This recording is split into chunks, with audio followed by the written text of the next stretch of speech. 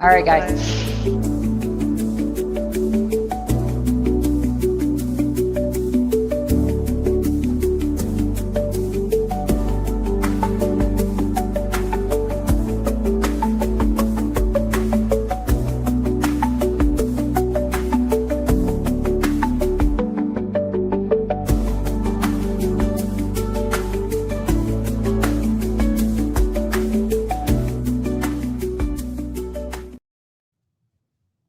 Hi, everyone. Hello. I've got Melody and Corey here with me. Hi. Hello. We're all here ready to hang out and sew with you. I'm Bethany with CutterPillar, and we are starting day one or part one of our 3-part series, Sew Along, for a Riley Blake Sew Along kit. So if you bought the kit to make this beautiful table runner, you're in the right place. If you missed out on the kit because it is sold out, then please stay and hang out with us. Ask questions. We're going to be sharing a lot of sewing tips. So, you're welcome to follow along, take notes for your own sewing projects. We're going to be sharing a lot of sewing tips, but this is what we're making. There's 2 sides. I folded it in half. It's so cute. And we're going to walk you through all the steps from start to finish. And we're so happy that you're here. So please let us know if you're got the kit, if you're sewing along with us, you're hanging out with us, please say hi. You guys know, I'm going to point this way. You guys know Melody. And you might recognize Corey as well from Linda's, but I'm going to let them introduce themselves. Well, I'm Melody here from CutterPillar. Guys, this is the first time I'm not in the office studio. This is the first time I'm here with you all in my house. I built a little space in the house that my mother used to sew in all the time. And we set it aside to do this. And finally, I got some stuff set up, and it's not perfect yet. It's not set up how it needs to be quite yet, but I'm really excited that I'm here doing it from home. I didn't have to drive out. I didn't have to go outside today. It's all like cold and stuff here in Utah. So I didn't have to do any of that. So I'm really excited, and I'm way behind on this kit. I'm hoping there's a bunch of you way behind as I am with all of my travels and crazy that's been going on. Yet. Well, I mean, I know, but like I saw in the CutterPillar's Creation Hub, I hope you saw too. They're like, my stuff's cut. I'm ready to go. And I'm so proud of everyone who did that. But I'm really excited. This is going to be so fun. Yeah, we're actually going to walk through the cutting today a little bit and make sure everybody's got that understood, because there's a lot of pieces in this one. But Corey, introduce yourself. Hey everyone, I am Corey Pearson from Linda's, and if you've ever seen any of my videos before on our channel, you can tell I am not in my normal spot. Like Melody and Bethany, I am at home. However, I'm at my parents' house in Houston because I am still traveling after the Houston International Quilt Market and Festival. I have some classes down here, so I didn't feel like driving home to drive back down. So I took over their front room and made myself a sewing studio. My dad put up some tables, and I'm so excited to be here with you. And this is going to be so much fun. I'm really happy. Yeah. I love that.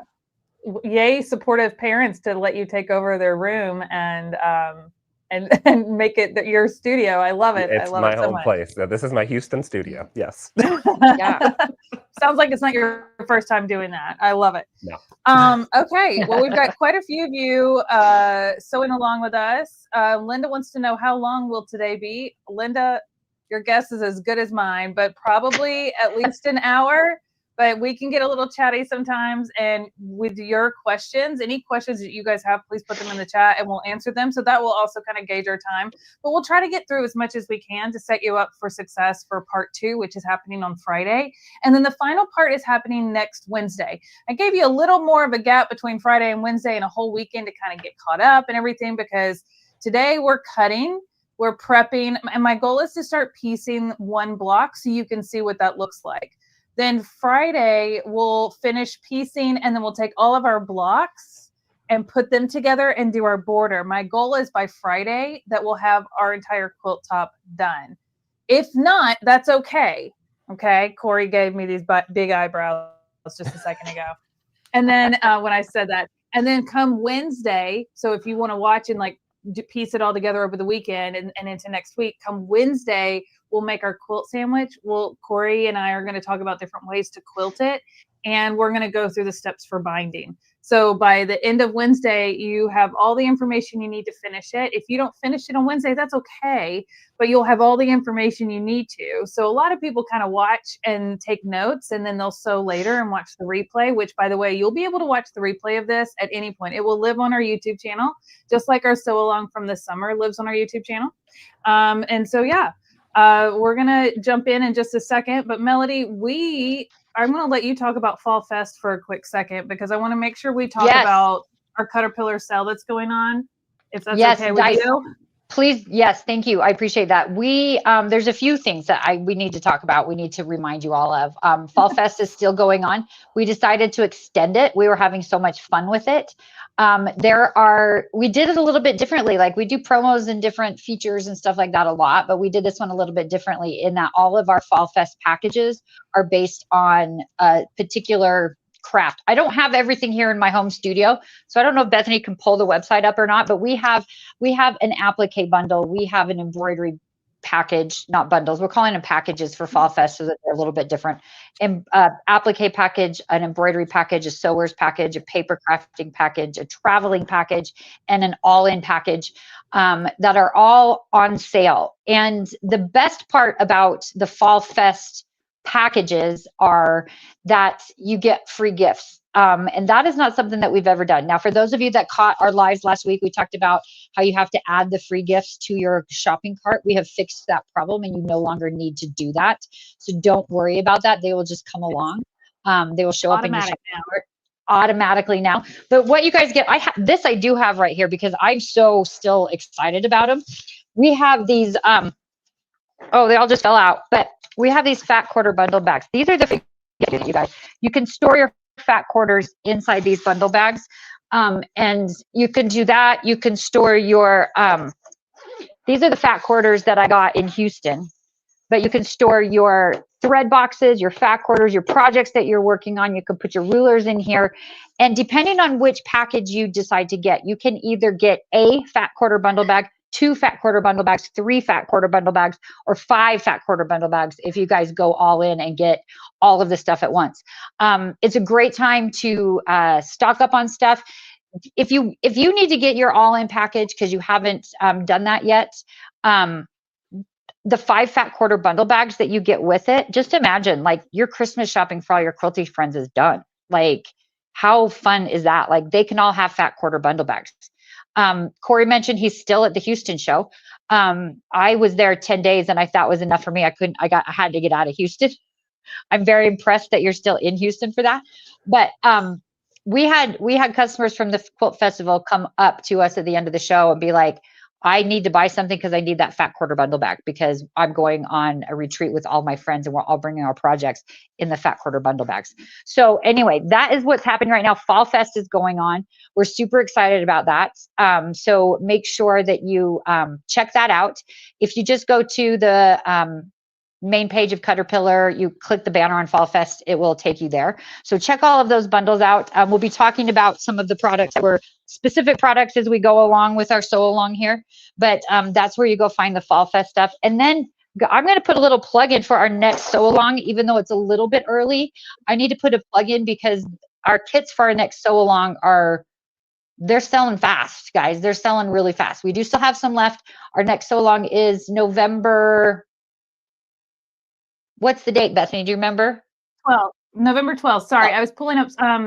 Linda wants to know, can you buy the fat quarter bundle bag alone? And yes, you can. It is one of our deals. So you can get the bag by itself, or if you buy one of our Fall Fest deal bundles, you'll get 1, 2, 3, 4, 5 of those bags for free, depending on the bundle you're getting. And there's a secret, guys. There's a little bit of a secret for the fat quarter bundle bags. If you put it into your cart, you put 2 of them in your cart and you'll get a little surprise that one of them is going to be for free. So put 2. If you're getting a fat quarter bundle bag, put 2 in your cart. Buy one, get one free. Who doesn't love a BOGO? And I just want to say a little side note here, like fine print. It's the bag, not the fat quarter Yes. bundles in the bag. That's No, Melody's pretty fabric. She's not going to give that away. I had to fight people for some of these fat quarter bundles. Bethany was there. She was there at Sample Spree. We had to fight people for the fat quarter bundles we wanted. So no, the fat quarter bundles are staying with me. But the bags, yes. But the bags are like perfect for storing them or taking your projects or storing your project that we're sewing along today in those bags and keeping it organized. And every time you start a new project, that can be like your special bag for storing all your pieces. I'm going to show you what I did for today's sew along, and I'm going to swap my camera over here. Here we go. All right, so I cut out all the pieces for today's sew along, and this is the box that it came in. And we're going to talk about all the pieces, but here's all my pieces labeled with all my extra fabric underneath, which I'll talk about in a minute. But you can, like, if you don't use little Post-its and to keep all your little quilting pieces organized, but this is, I love these boxes that these kits came in. This one and their November one that Melody was talking about. They come in really nice boxes to keep all of the pieces nice and organized. So as soon as you cut it, just stick it in. So I'm leaving pieces in here until we're ready to use them so they don't wander off. But any questions before we jump into prepping fabric and cutting fabric? And Melody and Corey, please feel free to ask questions or share your thoughts and advice and tips as well. But I want to start off by saying that this is a very scrappy looking finished project. As you can see here, it's very scrappy and fun. There's a lot of busy prints, which is fun. It's a very forgiving project for that very reason, right? Like, not all of my points line up perfectly, and that's okay. I had fun making it, and I think it's pretty, and that's all that matters. So remember in the last sew along, we're not striving for perfection, but completion and learning things as we go. Because the more we practice, the better it gets. And even after all my years of sewing, and Corey can probably attest to this too, nothing's ever perfect. We're working with fabric, okay? Like, isn't that the truth? Never perfect. Corey? It's never perfect, ever. Even the one I'm working on mine right now, and I'm still, when we get to the fussy cutting, you guys are going to laugh at me, but we'll get there. Go ahead. Hey, I almost made the same mistake, and we're going to talk about it. But yes, it is stunning, stunning fabric. And you guys are laughing at me because I said stunning like 10,000 times in my little promo video during the Handmade Collective talking about this kit. But I don't have another adjective for it. Like, it's the perfect adjective for it. But it's like the only one that seems to fit. So we're going to talk about all of this. And because there are quite a few pieces to cut out. So last time we did a sew along, Corey, after you weren't a part of our sew along this summer, and it was another Riley Blake kit, and it came with like the charm packs. So it was a lot less cutting. I know we had to kind of cut them down, but our pieces were kind of pre-cut for us and everything, which was really nice. And this time we just had fabric in the bundle, and we're cutting all of these pieces. And so I'm actually going to switch to my overhead camera. So in your instructions, and I like to go through these, and I want you to have these near you as we go through it, and keep these near you at all times as we complete this project. Because while I'm talking about some of these things, you can follow along, because there may be some terminology or things that you're like, I didn't know what that meant, but now I do, because you're seeing it here and we're talking about it. If anything in here confuses you, please raise your hand and let us know. Put the question in the chat. There is plenty of room here within the instructions for you to write and take notes, which I encourage you to do, or have a notepad to take some notes that you want to use for other projects in the future, because you're going to learn a lot. But right here, we're going to be making, to start out, we're going to be making 4 of these star blocks. Okay, we're going to be making 4 of these. So what's nice about making 4 of them is the repetition. The more we do, the better and easier it is. But there's a lot of pieces and a lot of fun colors in here, as you can see. But it's solids here, so it looks like a lot, but it's very much busy prints. Okay, like, here's one of those blocks right here. Very forgiving, busy prints. Okay, so don't get too hung up on it. And we're going to go through this cut list real quick, and we're going to talk about all of these pieces. And we're going to start with A. We're going to start with A. And if you look at the little diagram right here, it has a picture of the block, and then it has all of the letters to identify which letter is which piece. Now, some people had messaged me, and I think Melody had even asked me this the other day. And Melody, I never sent you a picture. I'm so sorry. I went to bed at like 8 o'clock last night. So we've had a week already, guys. We've had a week here at CutterPillar. We've had a week. So we've been busy. We've been crazy, but that's good. I chose sleep. I'm sorry. But anyways, so we have this picture right here. And I will tell you, when I looked at this picture and I looked at all of the prints, I wasn't 100% sure which one was which. And that's where I flipped over to the front and kind of used this one as more of a reference guide, since it shows the prints a little bit better. It's a solid block. So I'm going to show you which prints I cut for each one, but we're going to start out with A, and A is this center block right here. And that center block is this beautiful fabric. And this is the fussy cutting. And this is the part where if you look at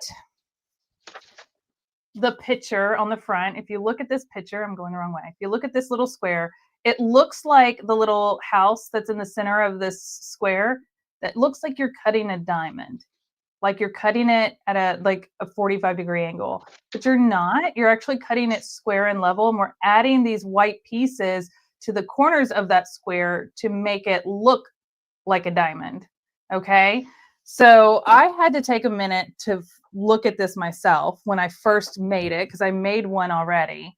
And I had to go, okay, I'm cutting the square like this, and then we're going to add these pieces to make it look like this diamond shape. Okay, so I don't need to cut it at an angle. I need to cut it square on. And honestly, it took me reading ahead in the instructions right here to figure that out. Actually, right here. It's right. This is the first step that we do. We build our blocks from the inside out. And so I looked at this and I was like, oh no, it does need to be cut square, because I almost cut it at a diagonal. What a genius idea, Bethany, to read the instructions. To read the instructions. Now, as you can see, I did not read the instructions. And so I cut them all on a diagonal, which is fine. They end up kind of rocking back and forth in the table runner. But who would have thought to read the instructions ahead of time? And you know what? I'm glad that you shared that, because it is fine. It doesn't have to be perfect, and it's going to make yours a little more fun and festive. And with how busy these prints are when it comes together, you'll probably never even notice, right? Truthfully, that they're like. So, since you read ahead, Bethany, I have a question. Since you read ahead, and I haven't read any, I just saw Corey lift his fabric up, and he's fussy cutting the design that he wanted in the center of the squares out of whatever part of the fabric, right? Do we need this fabric again? Like, does it matter where we cut this? Okay, that's a great question. So let's talk about that real quick. You're going to go through this list. I literally just had this. You're going to go through this list, and you're going to cut A through J just right here. And that's going to build the 4 blocks. That is not going to do your border. And the border is a very scrappy border that we add around those blocks after we piece them all together. So whatever scrap fabric you have left over after cutting all of your pieces, and there were some prints that I didn't have really enough left over to add into my scrappy border, and then there were some that I had extra. So whatever you have left over is what will, and I didn't even cut those out yet. I didn't cut out my border pieces, and I didn't cut out my binding yet, because I only wanted to have my block pieces ready for today and Friday. Friday, we will piece together the border. Everybody's border may look a little different depending on how you cut out your pieces. You may have more green than red, or red than green, and that's okay. You're just going to piece it together. There was like a gray, this like grayish one. This fabric right here is not in the blocks. It's just in the border. Based on the photo. Now, if you chose to cut it out to put into your block, that's fine. You just won't have that for as much for your border, and you may have extra of something else. Again, you can rearrange this, but within reason, because they only gave you so much fabric. So I try to get you to stick to, and I'm going to go through all the pieces and show you which print I picked for each one, and it works. I've already made it once and I had some extra, but if you did a little different, that's fine too. Or if you have another Christmas fabric you decided to work into it that matches, because I mean, it's kind of just Christmas colors really, that's fine too. Right. I have plenty of Christmas fabric in my sewing room that I could throw in if I needed to, but you should have plenty to do the table runner and possibly one extra block to make a pillow. A pillow. That's what I love about Christmas fabric. Like there's always sort of stuff that matches. All the colors of Christmas kind of match. I know. Yeah. No, it's so easy to kind of mix and match. And we had someone, Marcy, who was at my sewing retreat last week. She was cutting out her kit at the retreat and she made a little mistake because she was too busy chatting and having fun and got distracted. I'll call it out. There she is. So the fabric I cut wrong, I could probably fit into my border. Yes, Marcy, probably so. So I would go pull that back out, but she ended up working in another Christmas fabric she had for the pieces that she miscut. So again, it's totally fine. And she shared a picture in our CutterPillar Creations Hub Facebook group today, and it's a really cute fabric. I actually really like it. All right, so let's talk about fussy cutting this, and then we'll go into all the pieces, but let's start with A. And as you see here, A is our most obvious print here with our directional, beautiful little wreaths with all the different designs. And I'm going to grab my ruler. And I like to use a friction pen, but you can use a fabric wash away pen, whatever fabric marker you want to use. I've got a square ruler, and I am really bad at visuals when I'm trying to center something. So this is me helping myself not mess up. And so I took masking tape. I have really cheap masking tape, so it doesn't leave a residue. But if you have like painter's tape or washi tape, put that along the 5" by 5" because these blocks are 5" by 5", these center ones. And we need to cut 4, but technically you want to cut 5 if you're going to make one extra block for a pillow. Okay. So I tell you that because the first time I made this, I cut 4, and the way I cut it, I didn't have enough scrap to make a whole 5th block for my pillow because I was picking things that I wanted based on where they were on the fabric, but you can only go so close to them. So I kind of messed myself up on that one, which is fine. I have enough. I know better now. This is why I make one in advance, so I can work through my problems to help you guys not have the same problems. Sorry, Corey. So I use masking tape or some sort of tape to mark out my 5" by 5". And then you're not going to be able to see this on camera. You might be able to a little bit. Let me see if I can get my finger there. I used a highlighter that I know I can wash off.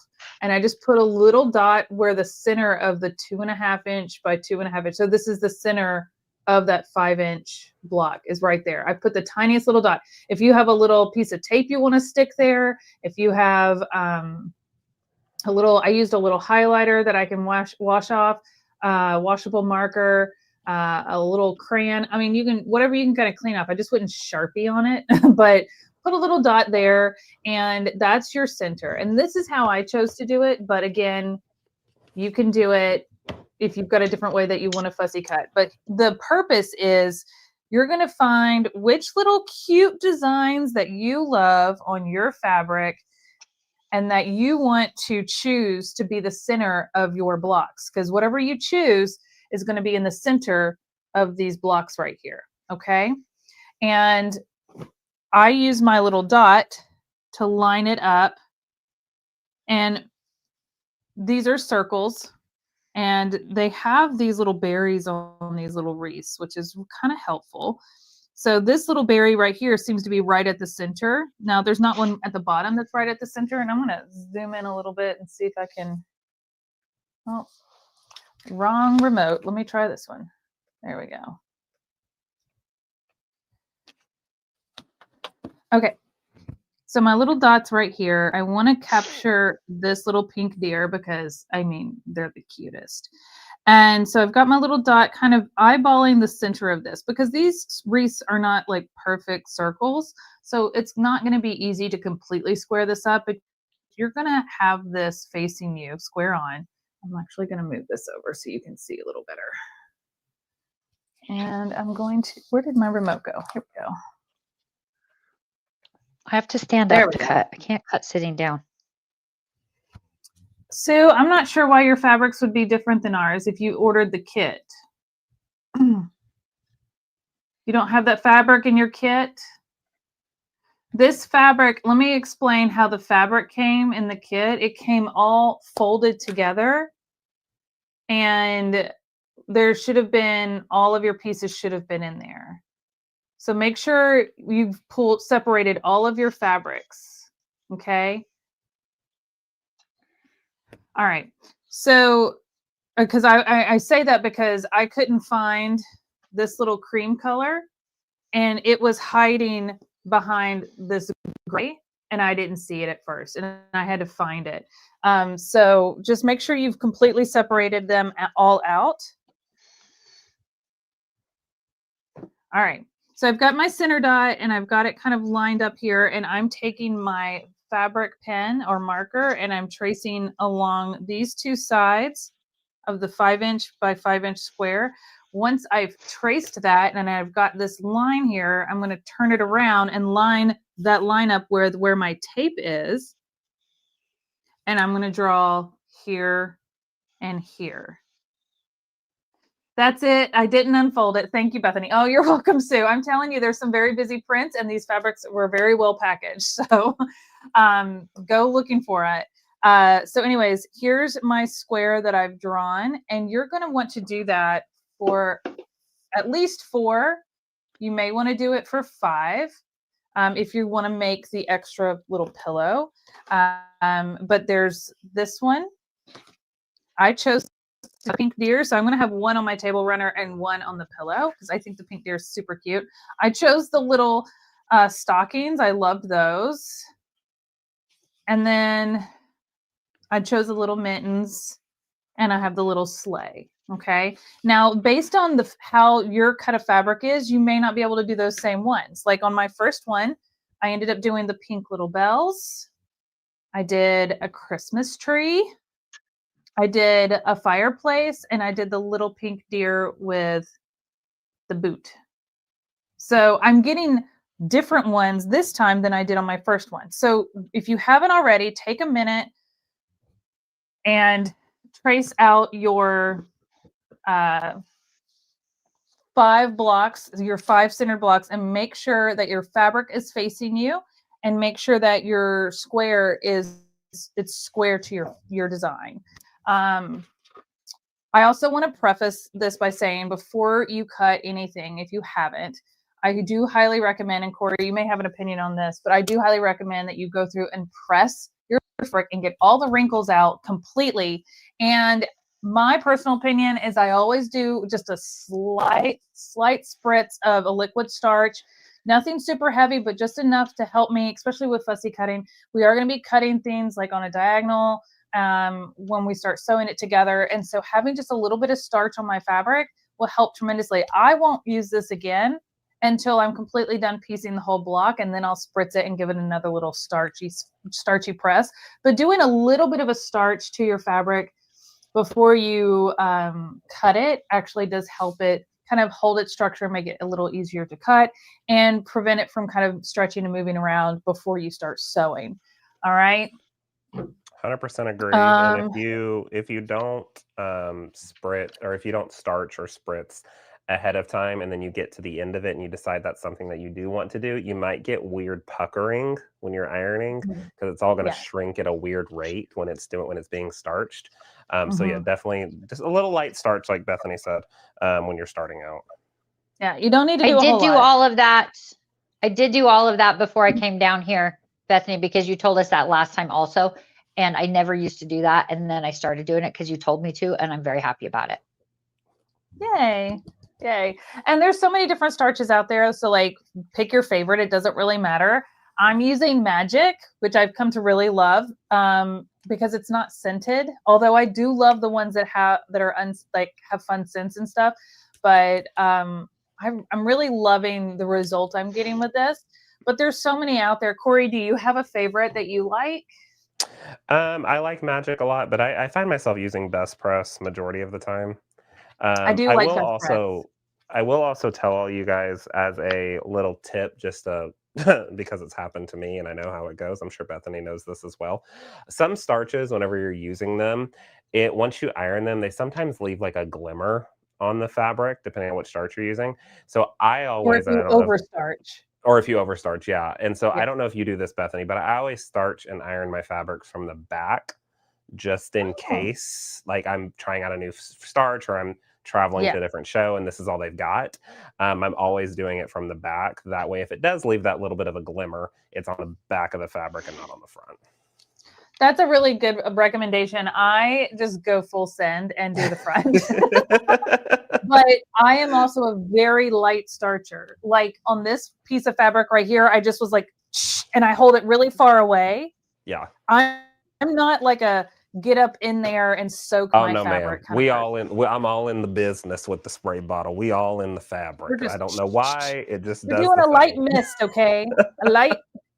We want some distance, and and I'm kind of misting like my whole room, but I'm like, I want an even coat. Yep. I don't want saturated areas, and we're not soaking the fabric. It is just a little. It's like when you spray your perfume and then you run through it. Mm-hmm. Spray Think of delay it and that walk way. away. Yep. Remember when we saw that? All right.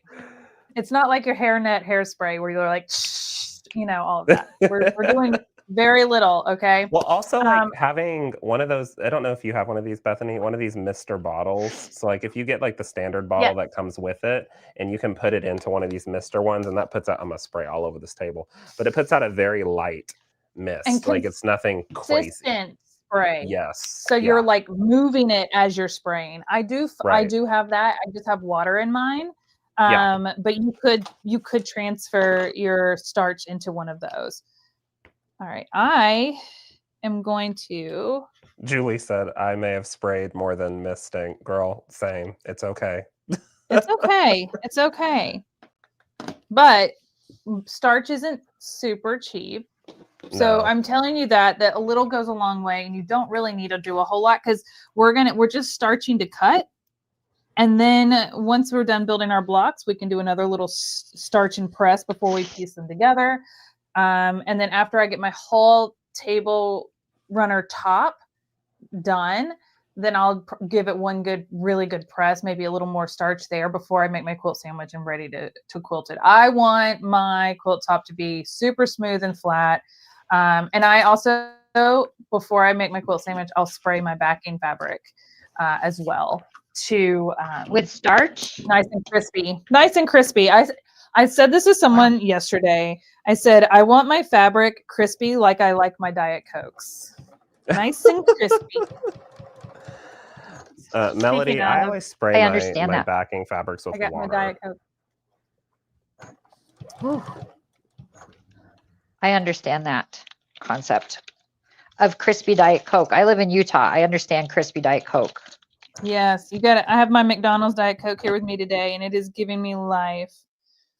All right, so we're going to cut out these squares. This is the only thing I haven't cut out yet was these squares because I wanted to show how I drew them on. So if you want to go ahead, while we're doing this together, go ahead and at least draw out your 5, at least 4, but if you want to do the extra one, 5 blocks and get those done while we're doing them, we can, and then we'll jump into what other pieces you needed to cut.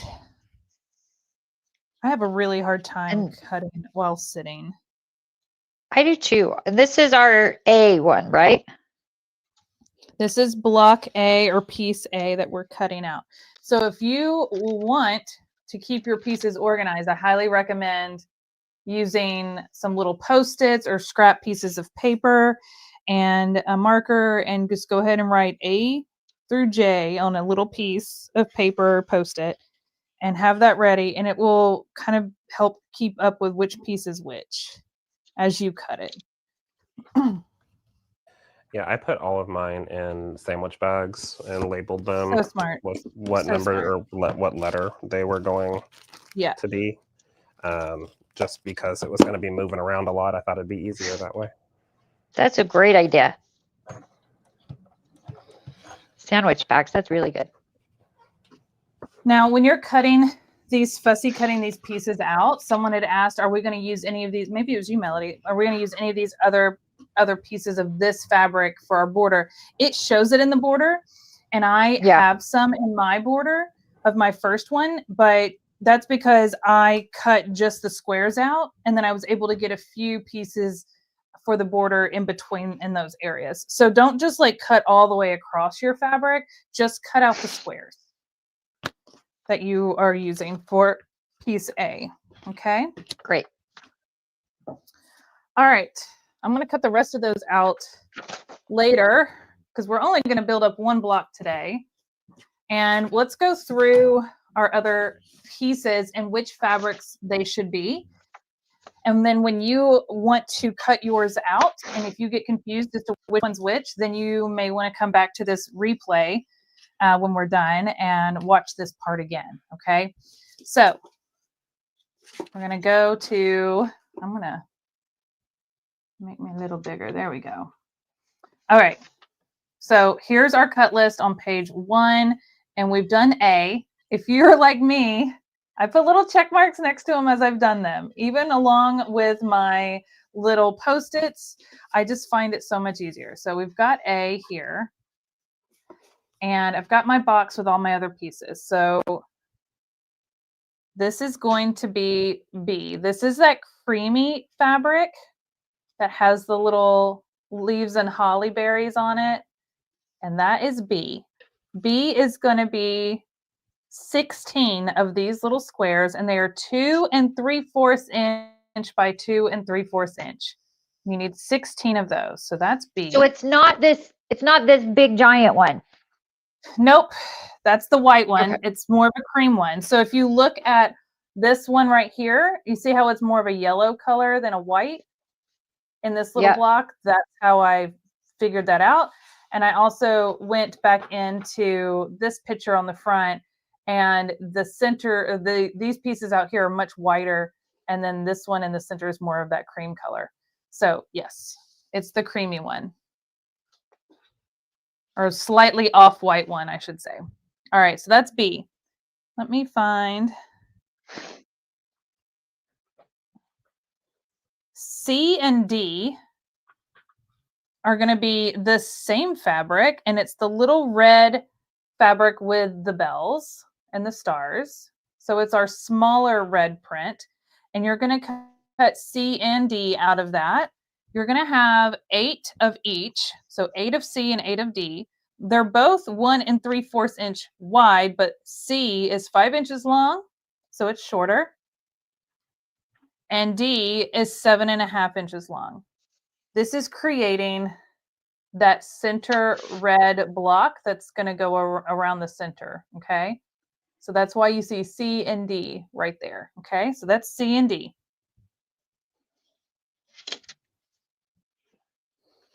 Now, this is where some people have gotten hung up. I found it curious as I studied the picture for the binding that there was a different fabric used on one end than the other 3 sides. On the binding? I never even noticed that. On the front picture, if you look at it, the far left is like the creamy. Oh. Yeah. Good catch. I didn't even notice that. That was just an error when they did the mock-up. Designing error. But it is supposed to be that plaid fabric, which we'll get to in a minute. So E was a little confusing for some people, and I totally understand why. Because you're cutting E with 2 different green fabrics. One is a larger print and one is a smaller print. And so you're going to do, 16 of each. So a total of 32 pieces. They are 3 inch by 3 inch. Okay, so what I did is I cut both of mine and then I kind of lay them on top but stagger them so that I know which print's which. Whoop, my little post-it fell off. And I'll show you how this plays out on mine so you can see like the big picture. F is our big red print, and you need 32 of those, and they're 2 3/4 inch by 2 3/4 inch. So there's 32 of those. Let's see here. What's next? G. A, B, C, D, E, F, G. 16 of the little pink fabric, and it's 2 inch by 2 inch squares. These are little bitty pieces of the pretty pink fabric. Also with the pink fabric, you're going to do 16 3.5 by 3.5 inch squares.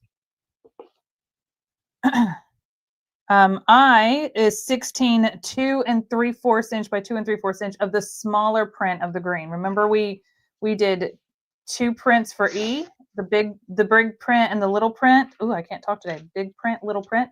This is that smaller print, and that is I, and they're 2 3/4 inch squares. And last but not least, J, which is our background fabric, which is that white with the silver kind of speckled dot on it. And these are 4 inch by 4 inch squares. And in the instructions, it tells you to fold this fabric and cut it with the fabric. So selvage to selvage. I fold mine in half and cut it selvage to selvage. Make 5 strips that are 4 inches wide, and that'll give you all of these that you need. You need 48, but you'll end up with 50 because of how it cuts out. All right, so that is all of our pieces just for these blocks. Any scraps left over from this, please save, and I have done so right here. So I have plenty of my background fabric, but I have all of this left over to cut out my border pieces, which we will do later. And then this fabric right here is your binding.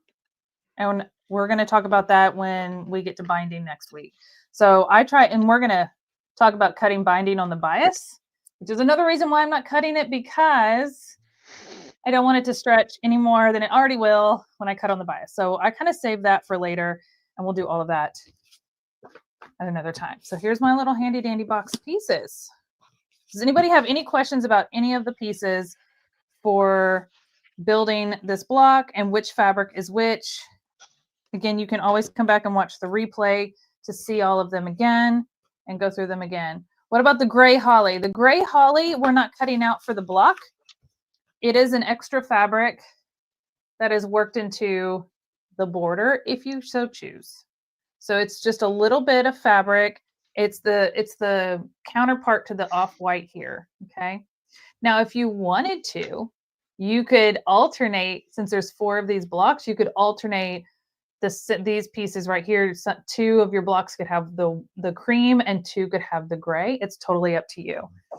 Now, remember how piece E is split with 2 different green prints? And, but let me show you what that looks like on the finished one.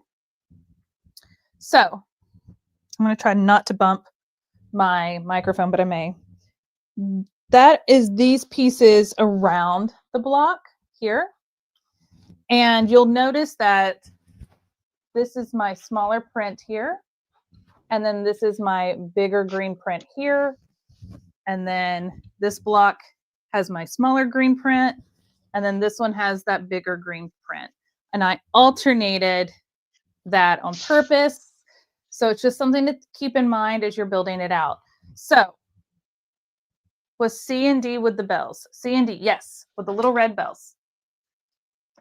Yes, you use the same fabric for both of those.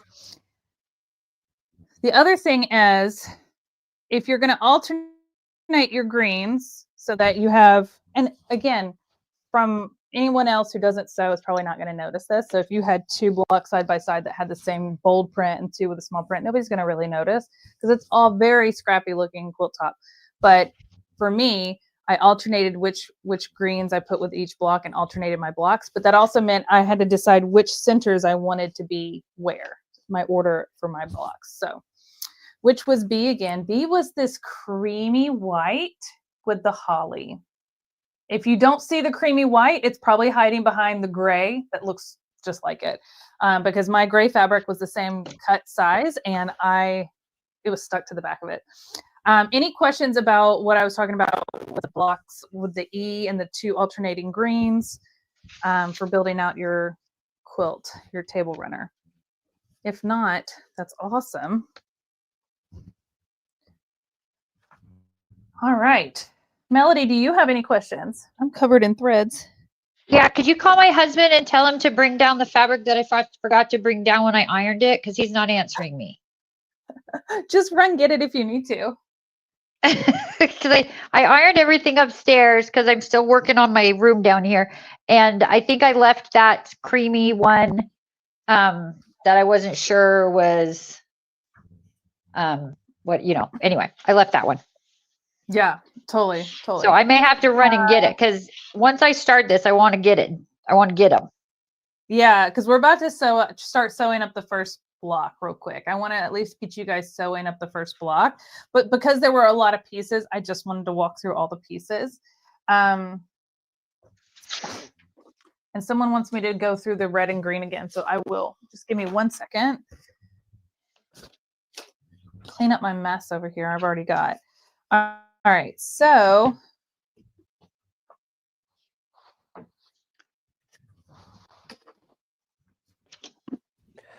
Hi, Mom. Organize my space.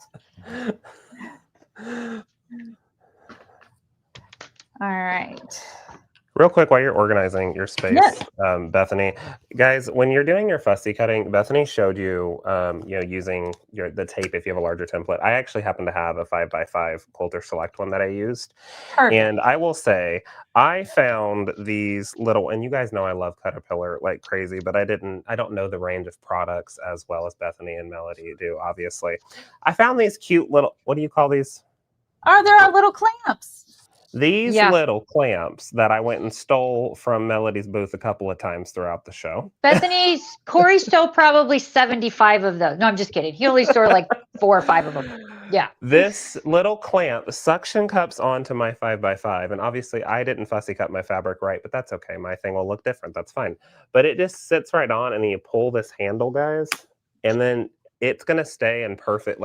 So when I was fussy cutting, these did not move. So it was really nice to give myself an extra hand as opposed to having to use my hand on top of the template by itself. And that helped me get that perfect cut that I was looking for. And they can just pop and move to any different template. Yes. And the mini ones will also fit on your 3-inch wide rulers too. They're small enough to fit on the 3-inch wide. They're really the best for those little tiny rulers that we all have that we love to use. They're so good for that. Thank you for calling that out. Of course. Yes, Susan, I'll hold up the fabrics one more time.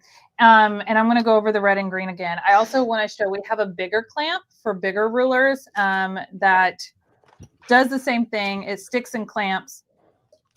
Let me stick it and clamp it. But it also has a light on it. So if you struggle with seeing, then this can help you a lot. And it has like a nice handle, and it's built for left and right-handed. So as both of our clamps are. So you can choose which clamp is right for you. You can't go wrong. I actually, on my longer, skinnier rulers, I'll put a couple of these. So as I continue to cut down the length of it, I just move my hand to the second clamp. And then I also have this one for anytime I need a little extra light. I don't really need it in my studio. I've got all the lights turned on. But Diana, yes, they do work great. They are a must-have. This one's a rechargeable. You just plug it in and it easily just comes right off. And then we have our little mini ones as well that Corey was talking about. And they hold a lot. Like you can clamp these to our tempered glass mat. That's kind of heavy and it holds on. Yeah. So, I thought that was insane. Keisha was demonstrating that. Yeah. And it's just like, yeah, we love holding them, the glass mat with our clampies. Yeah. It's crazy. I feel like one of those guys that's installing windows, like they have those big suction cups holding glass so it doesn't break. Here, I got it right here. Watch. Here's my glass mat. Oh, he just held it up too. Yeah. Even with the mini. It's so cool. They're so great. All right. I was going to go over the pieces again real quick, rapid fire. We're going to go over the pieces again. And then don't forget, this is recorded. And when we're done being live, you can go back and watch the replay. I had to get that clamp off my ruler. They're so good. Before you do it, Bethany, I just want to say one quick thing before you do it. We have also extended our Houston Festival BOGO buy product, get a product for half price deal. We added them to the Fall Fest page that we showed you guys earlier, so it's all in the same place. And the cutting mat that Bethany and I are both using are Flip and Fold 48.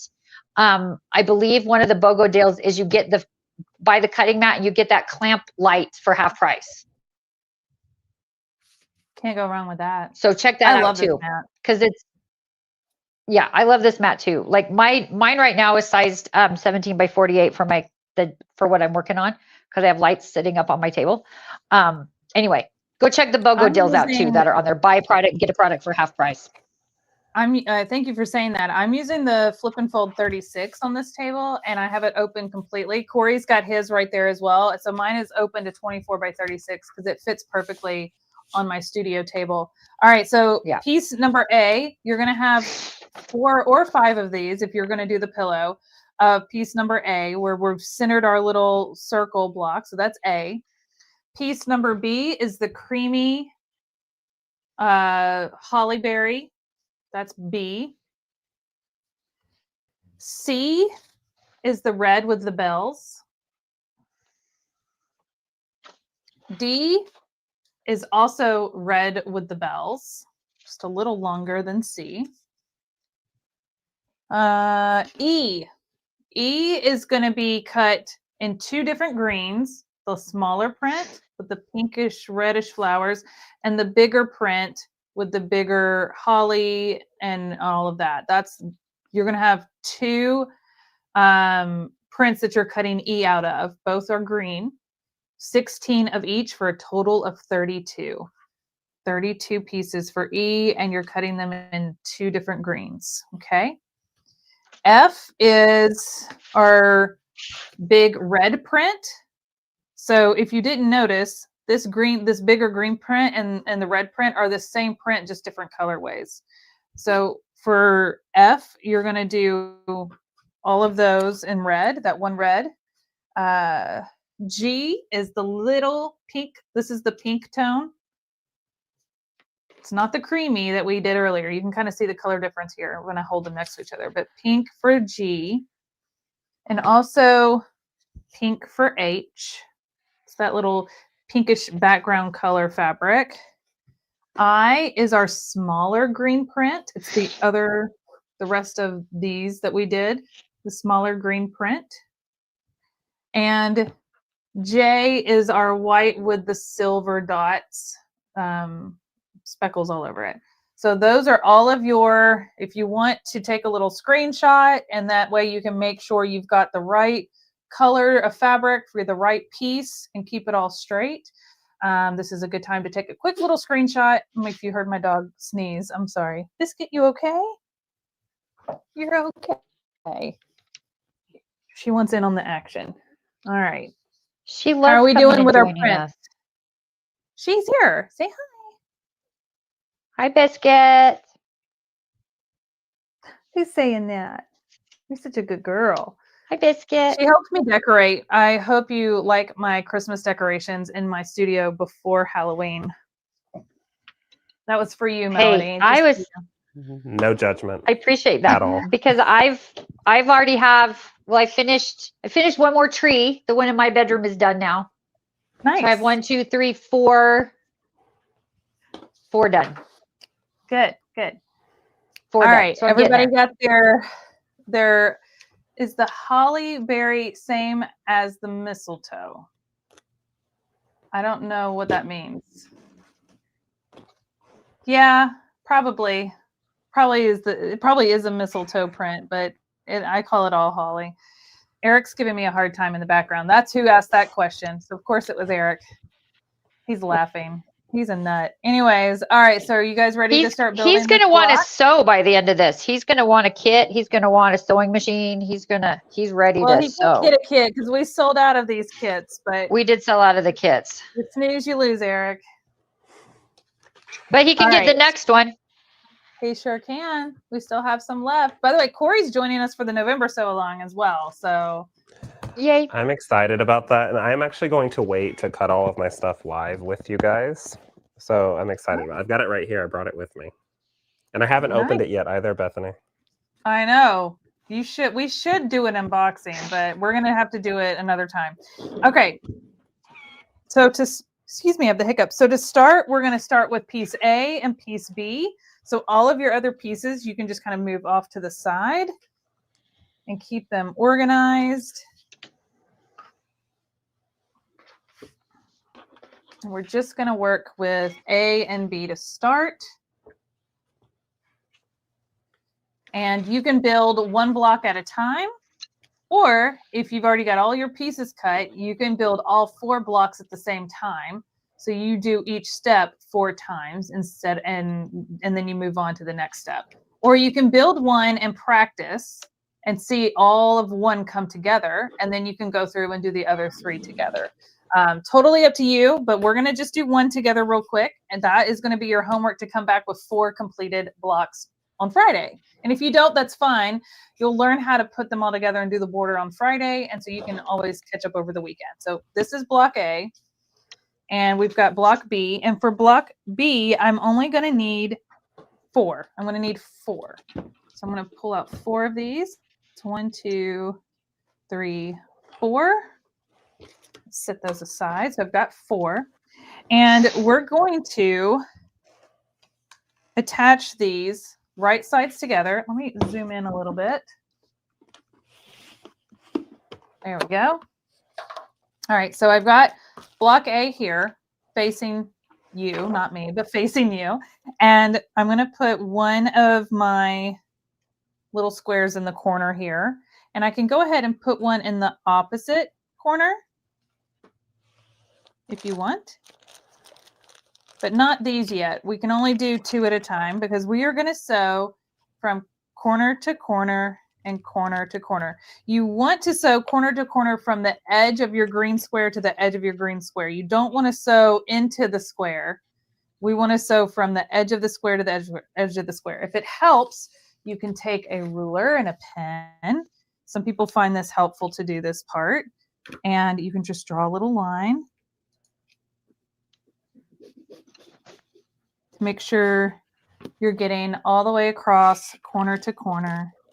If you also want to pin or clip your pieces in place, you can. But because I starched mine, they kind of just stay right where they need to, because I'm just going to go straight to my machine and stitch across both of these. And then we'll trim and do the other corners. So let me switch to this camera. Oh, look. Now I am using a 1/4 inch piecing foot. You don't need a 1/4 inch piecing foot for this part, but you will, because we're going like diagonal here, but you will want a 1/4 inch piecing foot with all of this eventually. So I just go ahead and put mine on. I have just a white cotton thread in my machine because that will kind of blend in. Now, Corey, what color thread did you end up using? Because I think you said you were going to use a different color. Yeah, I'm using Deco Bob, but I'm using they have a color. This is the second one that I've got. It's Deco Bob 217. It's like a rose goldy color.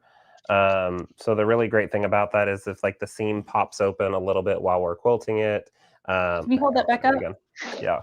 Sorry, it's light, but it's like a rosy gold color. It's number 217, and I love Deco Bob for piecing. It's 80 weight. I use it for everything just because I like my seams to be like really, really flat.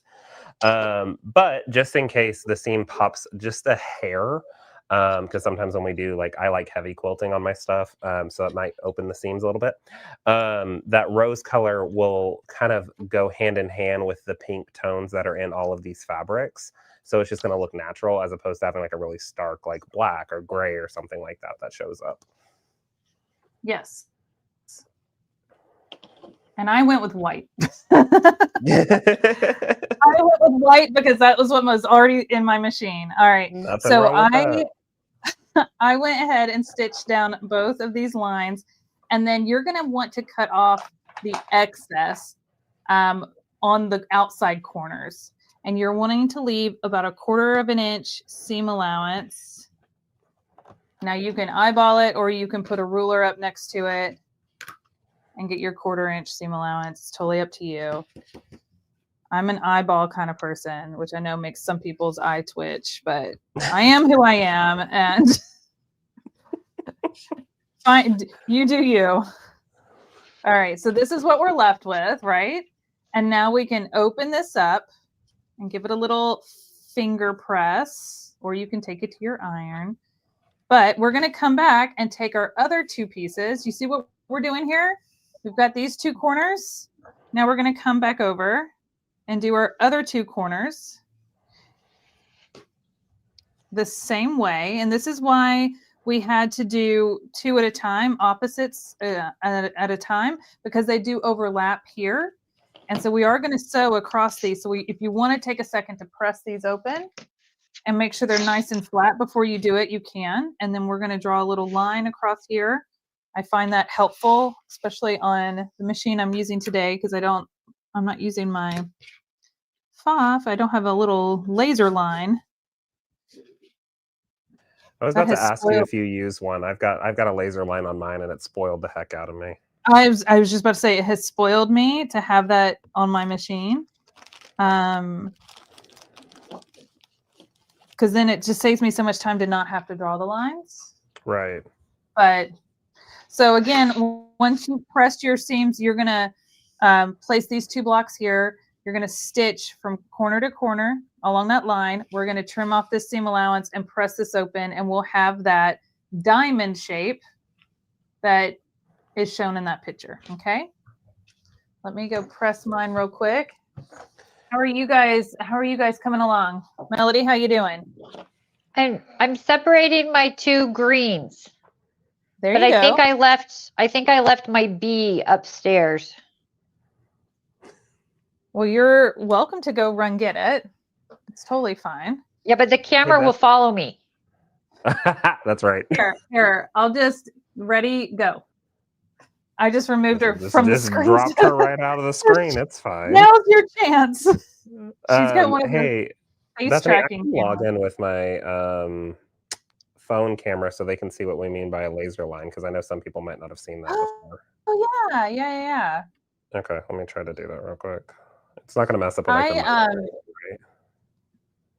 You'll need to mute yourself on your phone before you log in, and okay. Make sure the phone volume's turned all the way down. Okay. But yes. Okay. So on my FOF that I have, there's a laser built into the machine that there's like a whole projection with like grid and lines and stitch guides and stitch preview and all of that. And it will project a line. So I don't have to draw my line here. It just projects it. Oh, and that's sweet. And it's so nice. And when I turn it on and I go, it's like called, when you activate the projector thing, it dims the overhead light on the machine. So it really shows up, and you can change the color of it to any color in the rainbow. So no matter what fabric you're using, you can see it. That's cool. I'm telling you, it has spoiled me rotten. Okay. I think I'm there. If you want to turn it on. Okay, let me bring you to stage. All right. There you go. So there's his laser. I have a little attachment onto mine that points right down. But then I can have that laser line, so it just points from one edge to the other. And I'm going to do this while holding my phone, guys, so I do apologize that it's shaky. But then all I have to do is just make sure that stays in a straight line. And it's going to get to that point and hit exactly where it needs to go. And then, a side note, I also use my clamp light right here on the bed of the machine to put a bunch of extra light down, and that really helps. Do you not have a flex sewing machine light? I do. It's not with me, though. That's why I'm using my clamp light. Oh my gosh, I love it. My flex sits up here, but it didn't make it with me, so I'm using my clamp light to give myself extra light. That is too funny. Too funny. But no, that's really cool. Let me switch this back here, and there we go. Where are we? Here we go. Cool. All right, so I sewed these other two sides on and I went ahead and trimmed my seam allowance. So now I'm going to go to my iron and press this open. And now we have the center of our block. It went from a green square to a green diamond shape. How fun is that? So cute. So I'm going to go press this real quick.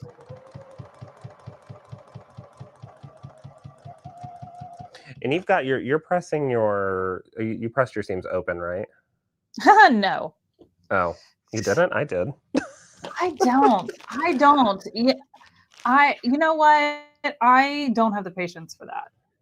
Oh, see, I love a good open flat seam. There's just something about it for me. Now, when I go to attach my blocks, I will press my seams open between the blocks. But when I'm piecing, I will press to one side. And so for this one, I pressed my seams to the outside pieces because that's just the way that they kind of naturally fell. So I kind of let the fabric tell me which way it wants to go. Fair. But Corey, is the laser light available to attach to any machine? Yeah, this one is the green one from Vivilux, VIVI Lux, but it's just a Velcro that sticks on and then it can attach to any machine. And it has 3 different attachments. So it has a dot, a crosshair, and then a straight line. And then I just Velcro it onto any machine. But this. I mean, I use a bunch of different ones. I also like the SoQ laser. Bethany, I know you've seen them, that one. Yeah. That's a really, really good one too. Melody, you got your fabrics? Oh, I can't hear you. You're muted. Hold on. Let me unmute you. Or you'll have to unmute yourself. You have to unmute yourself. Linda, to answer your question, we sell the SoQ one at Linda's. That one I like a tad bit more because you can dial it in and it like doesn't move. This has a flex arm, so it's used for a bunch of different other things. But the SoQ one is really, really nice. And you can get little different attachments to put on your machine, so you can have on different machines as well. Yeah, my fabric was not upstairs. It was under my chair. You had it all along. I had it all along. All right, so this is what we've done so far, Melody. We did our little green square. We did our little white square. So now we have our center square for our block, and we're building from the inside out. So the next pieces that we're going to need are C and D. So we're going to do those next. So we're going to start with C, and we're going to need 2 of those. And those are going to go along the shorter sides, the left and right sides of this. So give this a good press, and you're just going to place this right sides together.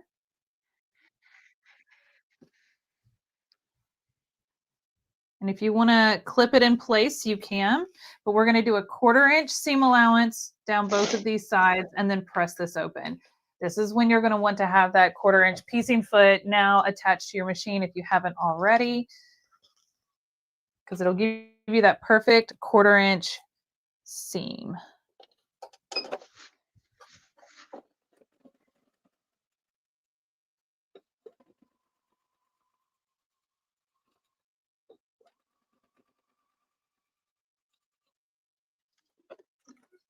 That's Did funny. you see what Sue said, Melody? She said, "Welcome to the Hiding Fabric Club." Thank you, Sue. I'm grateful to be joining you for that. I thought I had a pile of all my stuff over here, but I fell on the way over, I guess. I don't know, but thank you for welcoming me. I enjoy being new to that club. Yeah, thank you. We send out registration cards every week, so you'll get your email shortly. That'll be great. That'll be great. I'll fill it out as soon as I get it. All right, so I'm going to give this a little press over here on my Aliso iron.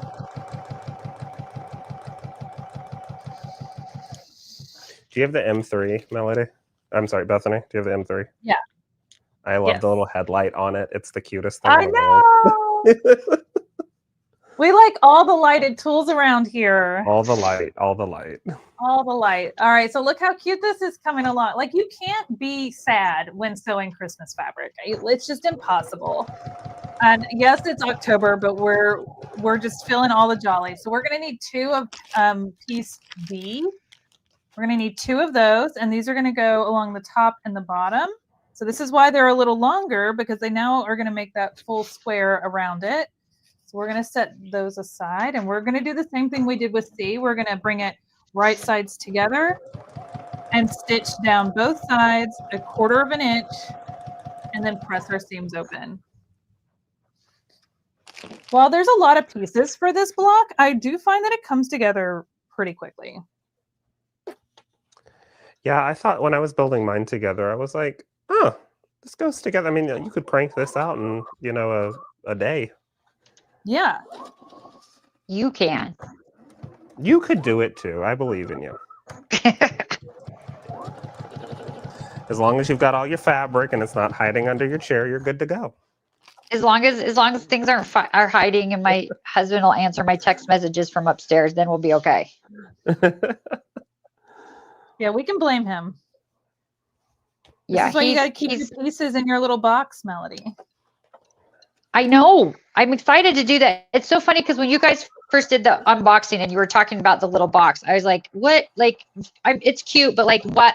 And then I opened mine and I am so happy about the box that it's worth it to do this project just so that I can have an empty box. Yeah, and it's a good because the boxes box are so cool. notions. Yeah, it's definitely a good size box for notions. This one, and then the one that comes in November Sewalong project that we're doing, it's a much bigger box, and that one I'm definitely using as a project box. Yeah, for sure. Let's see. Yes. Sue said, Corey, are you still using a 2.0? Are you also using a 2.5 stitch length for Deco Bob?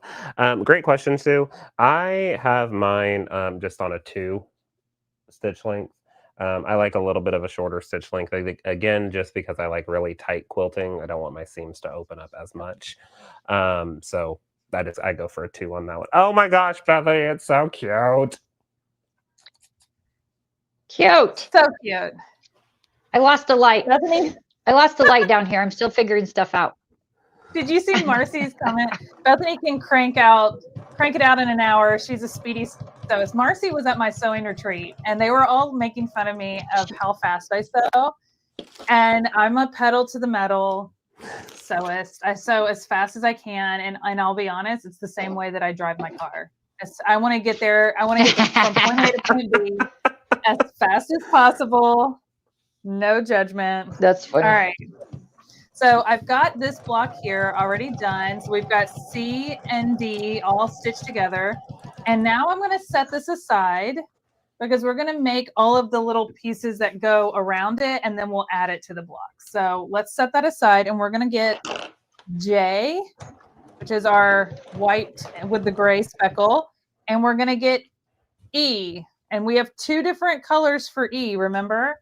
So we need to keep that in mind, and we're going to kind of plan this out. So for this one, I am going to take a second real quick because I haven't cut out my other center squares yet. Let me look at this.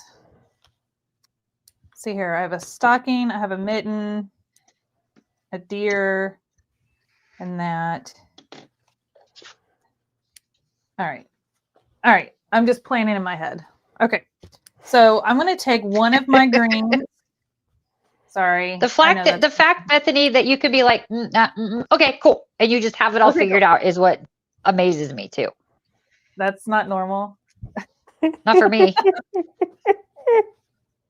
I just feel like everybody operates like I do because that's all I know. But I'm starting to realize at my age that that's not the case. That's not how it works, and I feel the same way about myself. And then I'm like, wait, you don't do things like that? What? So I understand. Melody, Jana has a question for future project or product ideas. Can we get an attachment for the flex light so it can act as a laser someday in the future? Jana. I adore you, Jana. We, without revealing secrets that we're not supposed to reveal, wink, wink, perhaps.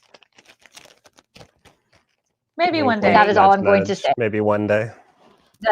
That is all I'm going to say. I need to Jana, take her back off that's the all. string before her face gives away too much more.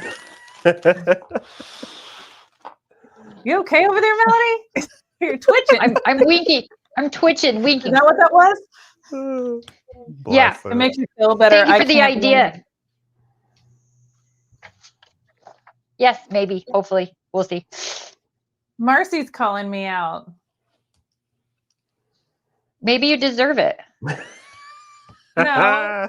She said I secretly turned up the speed on a couple of people's machines at the retreat. No, I was helping.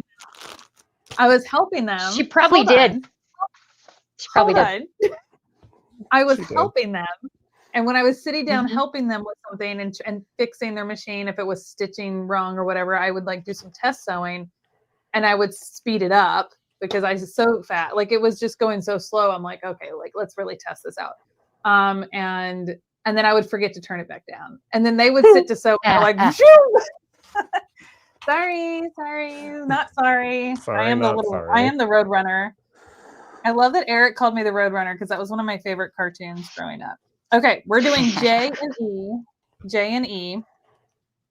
And let's see here. I want to make sure I tell you guys this correctly. So I'm just going to pick one of these prints and that will go with this block. And then for my next block, I'll alternate or however I want to do it. But you're just going to pick one of these greens to go with this block. It doesn't really matter. So I'm just going to stick that over there. So this is my E, this is my J. And we're also going to need F as well in a minute. Thank you, Keisha. Keisha's throwing out all the sweet compliments. That's so nice. Oh, is Keisha here? Is she sewing along? Is she? Did she get a kit? I don't know. She didn't. We keep trying to find a time where I can go to her house and like teach her the basics of sewing because like I can do that. I can't teach quilting yet. I'm working on it, but we keep trying to find time to do that. And then, life and work and everything keeps getting in the way. So yeah. But now that you have like a studio at your house, there's no excuse. Okay, so I'm going to explain what we're doing next. So you're going to take J, which is the white square. You're going to take one of those. And you're going to take E, one of your green prints.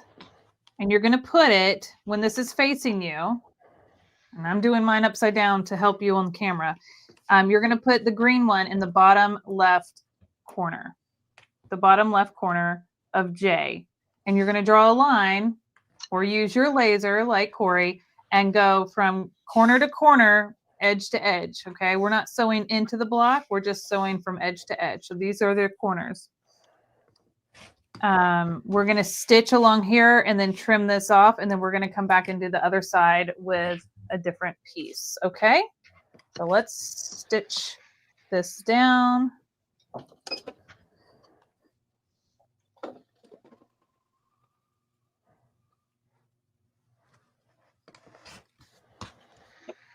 I also feel like I get a straighter line if I sew fast.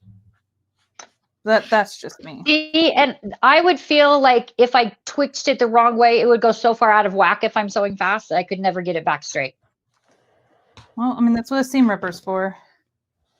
Good old Jack. Jack the Ripper. All right, I'm going to press this open real quick. All right. So that is what you should end up with. Lindell, great question. Lindell asked, do you not want to mix the greens? I chose not to, but you absolutely could. But I chose not to. So let me show you kind of what it looks like when you choose not to mix the greens in your block. This one has the bold print around the red square, the bigger green print. And this one has the smaller green print around the square. And that way it alternates. So I did a bold and then a smaller and a bold and a smaller. I alternated mine. Does that make sense? All right.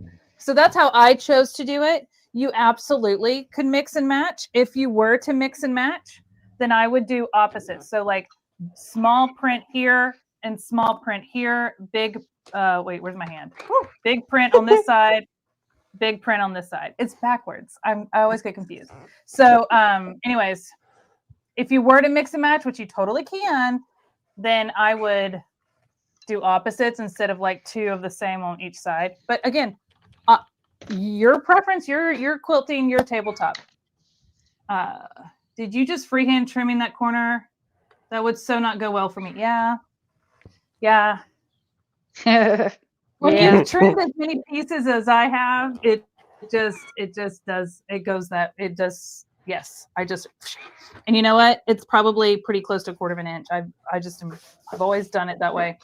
All right, so we've got our J and our E attached in the bottom left-hand corner. Now we're going to take one of our F pieces, and we're going to do the same thing, but in the opposite corner.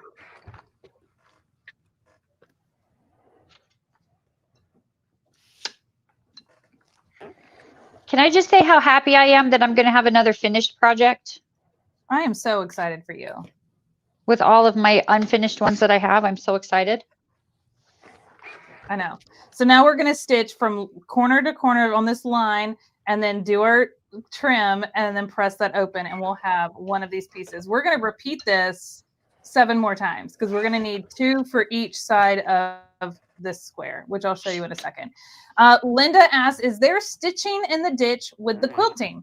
Corey, do you want to answer that one? Yeah, totally. So when you are, see if I can get my camera to go up. Woohoo! When you're working on this project and you want to do the physical quilting, when we get to episode 3, which is next Wednesday, right, Bethany? Yeah. When we get to episode 3, I'm going to talk about the multiple different ways that you could quilt this. One of them could just be doing stitch in the ditch if you just want to showcase the fabrics. Bethany did really cute line work on hers, kind of like a plaid look on her sample, which was really adorable. And then I'm also going to show another way to do quilt as you go, because that's how y'all first came to know me on the CutterPillar page, was doing quilt as you go. And I'm going to show you how to do that as well, to do some quilting on your sewing machine without free motion, which is really fun. Yes. So can you explain, Corey, to everyone what stitch in the ditch is? Totally. Let me find a block. This one I'm working on right here. This will work. Okay. So my block is right here. And if I wanted to do stitch in the ditch around my block, the ditch is where 2 fabrics meet, and it's going to be right in that middle piece. Now, depending on how you press your seam, so if you press to one side or if you press open, will help determine where your needle is going to fall whenever you're doing your stitch in the ditch work.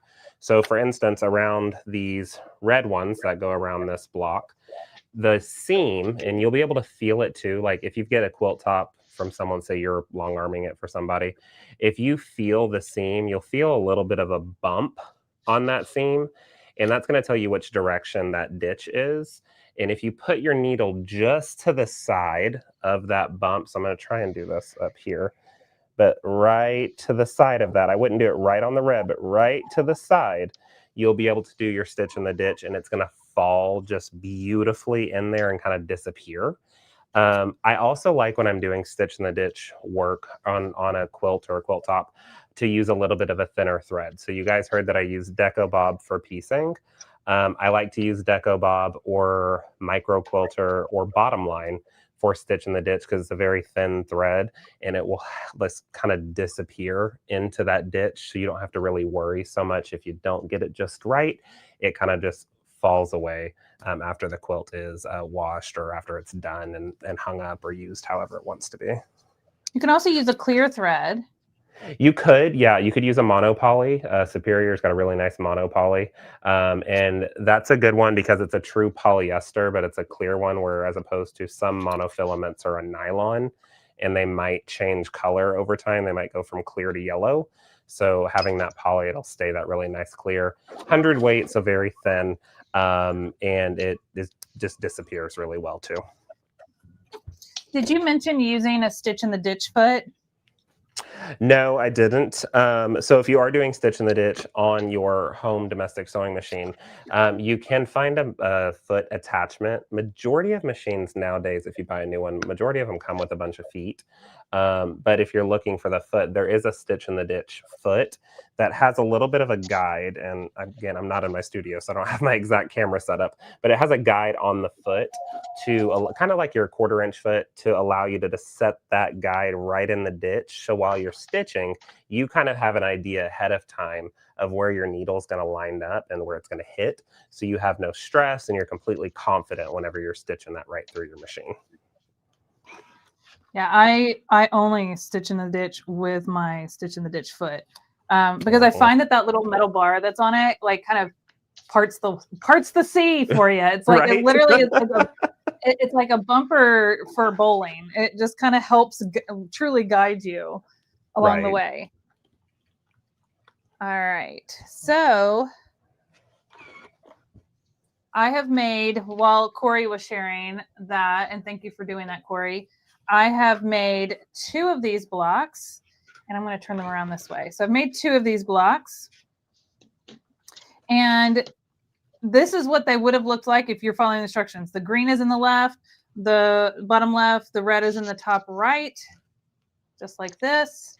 And what we want to do is turn it so that the greens make a triangle.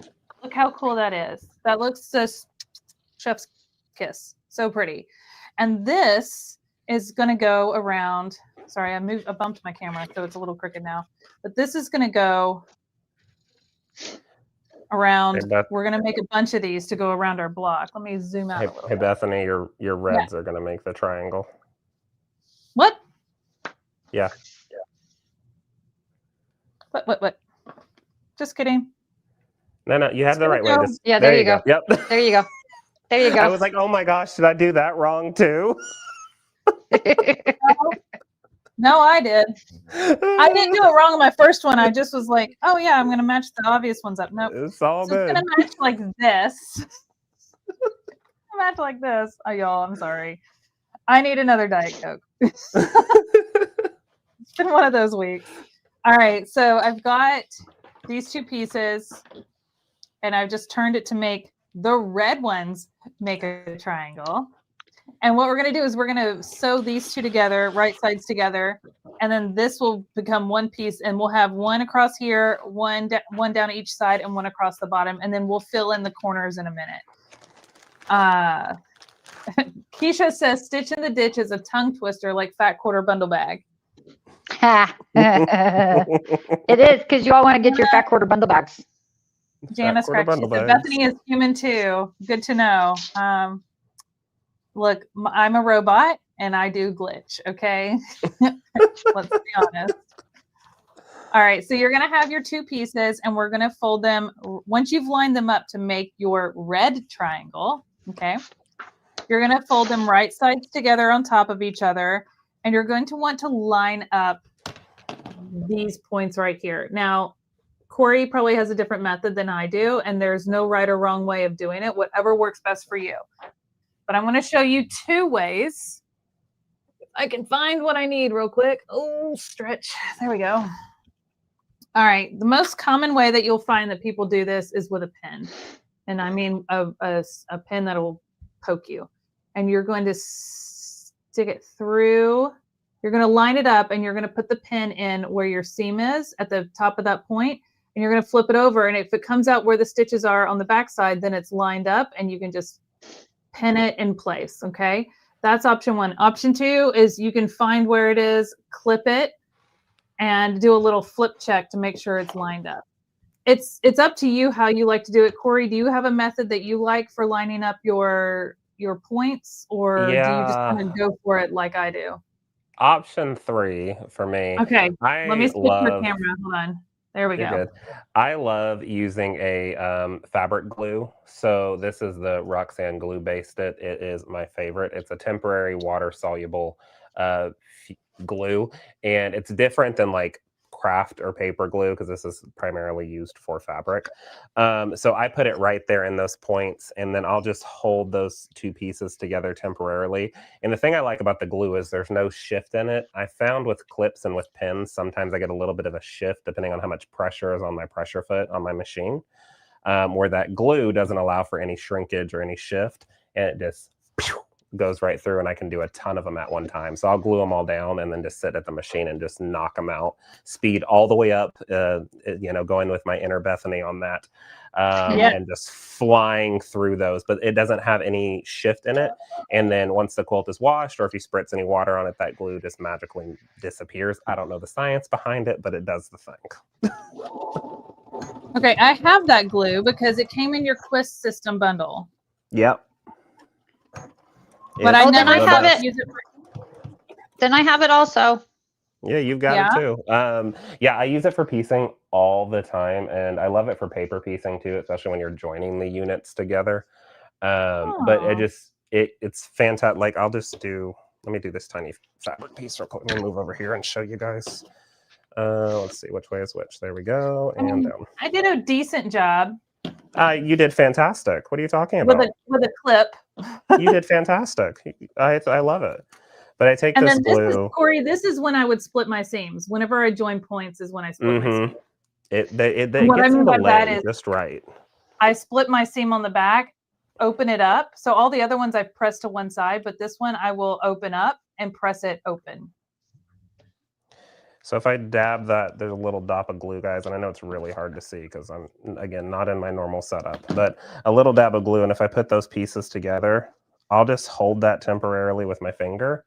You can even give it a quick press with your iron as well, not on your cutting mat, do it on your glass mat or your wool mat, but that quick press will just hold that in place, and there's no movement at all whenever I'm stitching.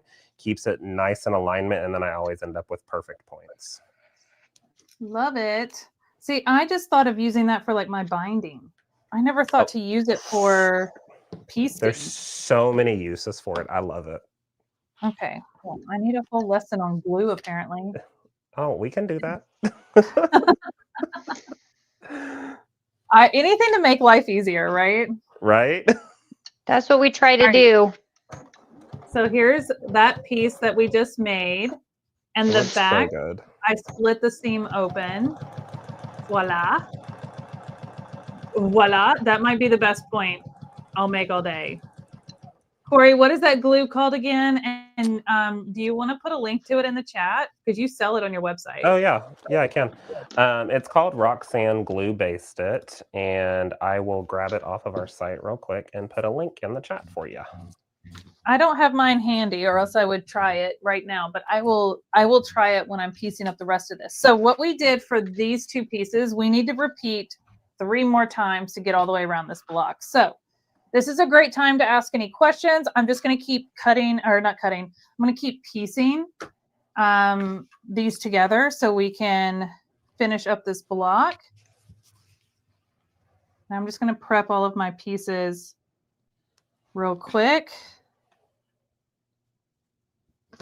And just do it all at once.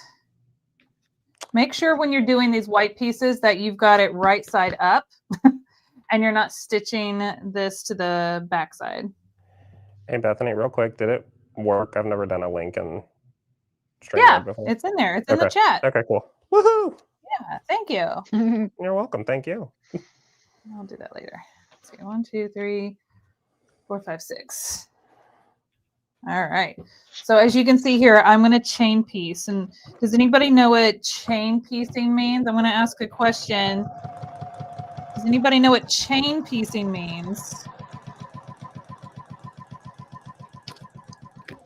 Yeah, that's when you just keep going, right? It's just when you just keep stitching and stitching. And it's when you're piecing. We're doing a bunch of triangles. Yeah. Well, it's not even triangles. It could be anything. So basically I'm going to cut, or I'm going to piece all of these back to back because I'm repeating the same step over and over. So instead of doing it one at a time, like I did to show you how to do it, I'm now going to do all of these together. So I'm prepping all of these to stitch all of these together. And I'll show you when I go to to stitch, I'll stitch across this one, and then I'll feed my next one in, and then I'll feed my next one in, and I won't cut my thread in between, and it all just keeps stitching one after the other. It's just a more efficient way to get a bunch of pieces done that are the same step over and over, because in quilting there's a lot of repetition. And then it also saves time. It also saves on thread, and it prevents any sort of nesting because you're kind of chaining right off the previous piece. So it just makes it really nice.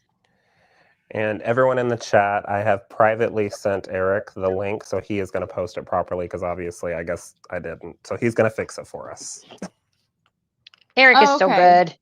Yeah, Eric's it the showed best. up on my end. Yeah, I saw it, but that's okay. I thought it was strange, but it's okay. We can make it happen. Thank you. Thanks, Eric. This is everybody say hi to Eric. We're gonna make a sewer out of him.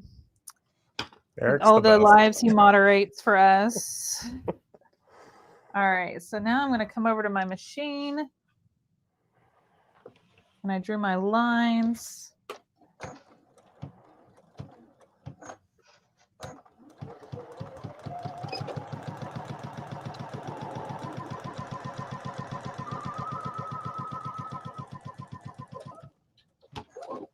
All right, so there's that one.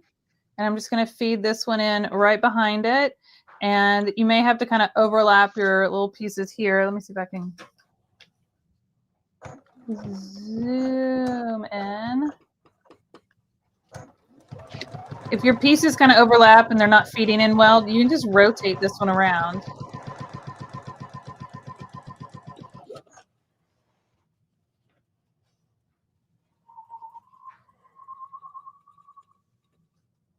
Then my next one can go in from this direction.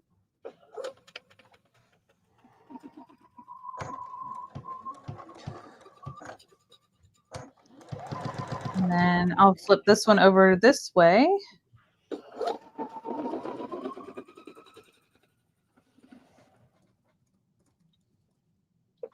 This is how I get all my sewing done so quickly. Just fly right that through. And you sew it 47 miles an hour. No, that's slow. That's like a school. That's like a school zone. I'm just kidding. All right.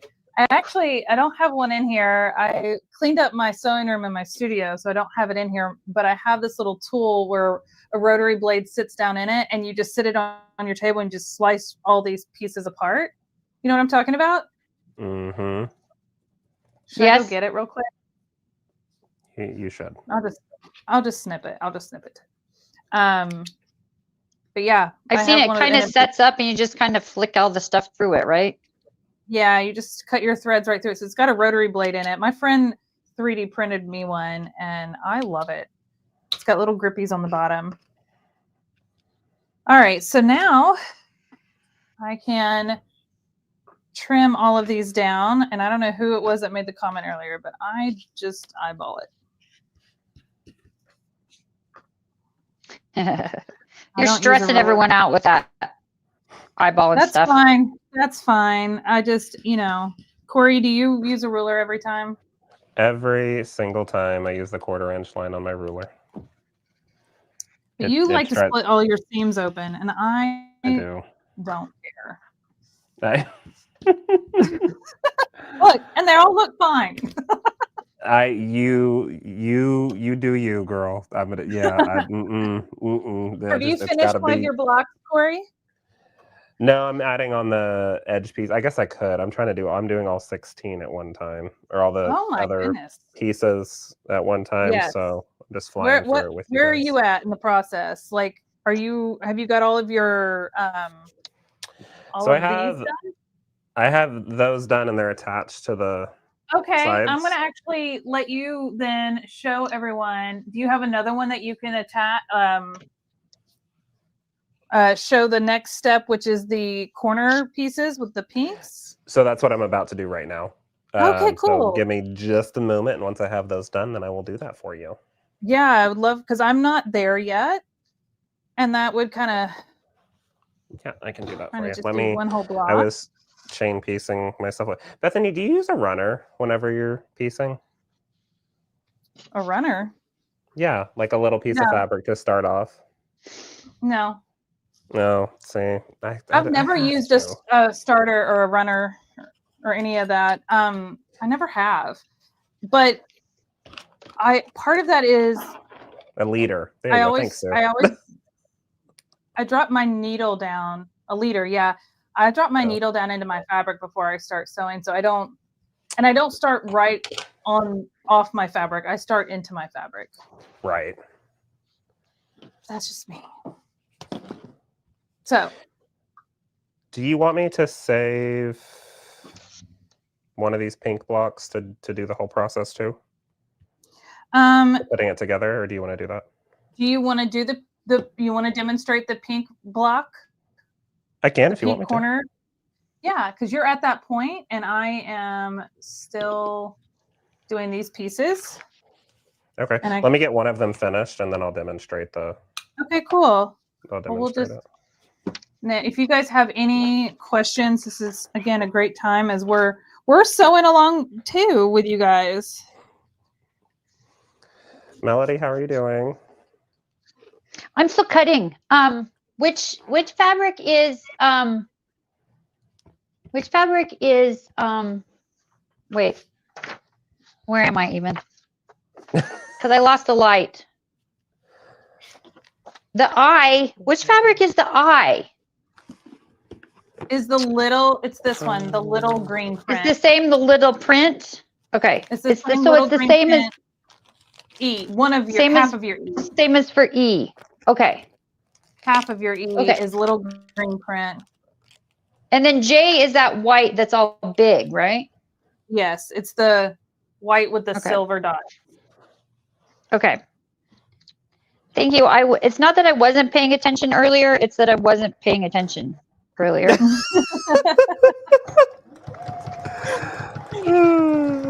So I missed. You were looking for fabric that you already had. I might have been that I already had. Yeah, that I already had. You were distracted. Yeah. It's okay. It's okay. It's okay. Everything's okay. Everything's fine. We're fine. Nothing to see here. Everything's fine. It's fine. It's fine. Everything's fine.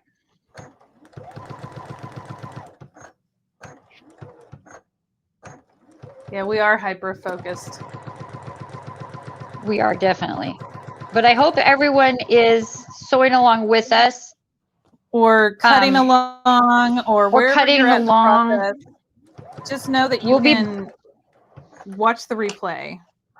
Yes, which I'm kind of really excited about because I unfortunately won't be here on Friday after all. I have a thing I have to go do. And so I'll have to watch Friday's replay so that I can catch up for Wednesday next week. That's okay. But Corey, that is are okay. you joining us Friday, or are you teaching something else Friday? I'm teaching a quiz class on Friday. So you're just stuck with me. You guys are all stuck with just Bethany, and tell her to slow down if you need her. You need her to. That's my advice for Friday. Tell her to slow down. She sews too fast. Bethany, how many of those are you making? Great question. So for one of these blocks, you're going to need to make 2 of these for each side. So 2, 4, 6, 8. So I already did 2, so I'm piecing together the other 6 all at once to make it go a little faster. Except I trimmed the thread on that one, that first one, instead of chain piecing because I forgot.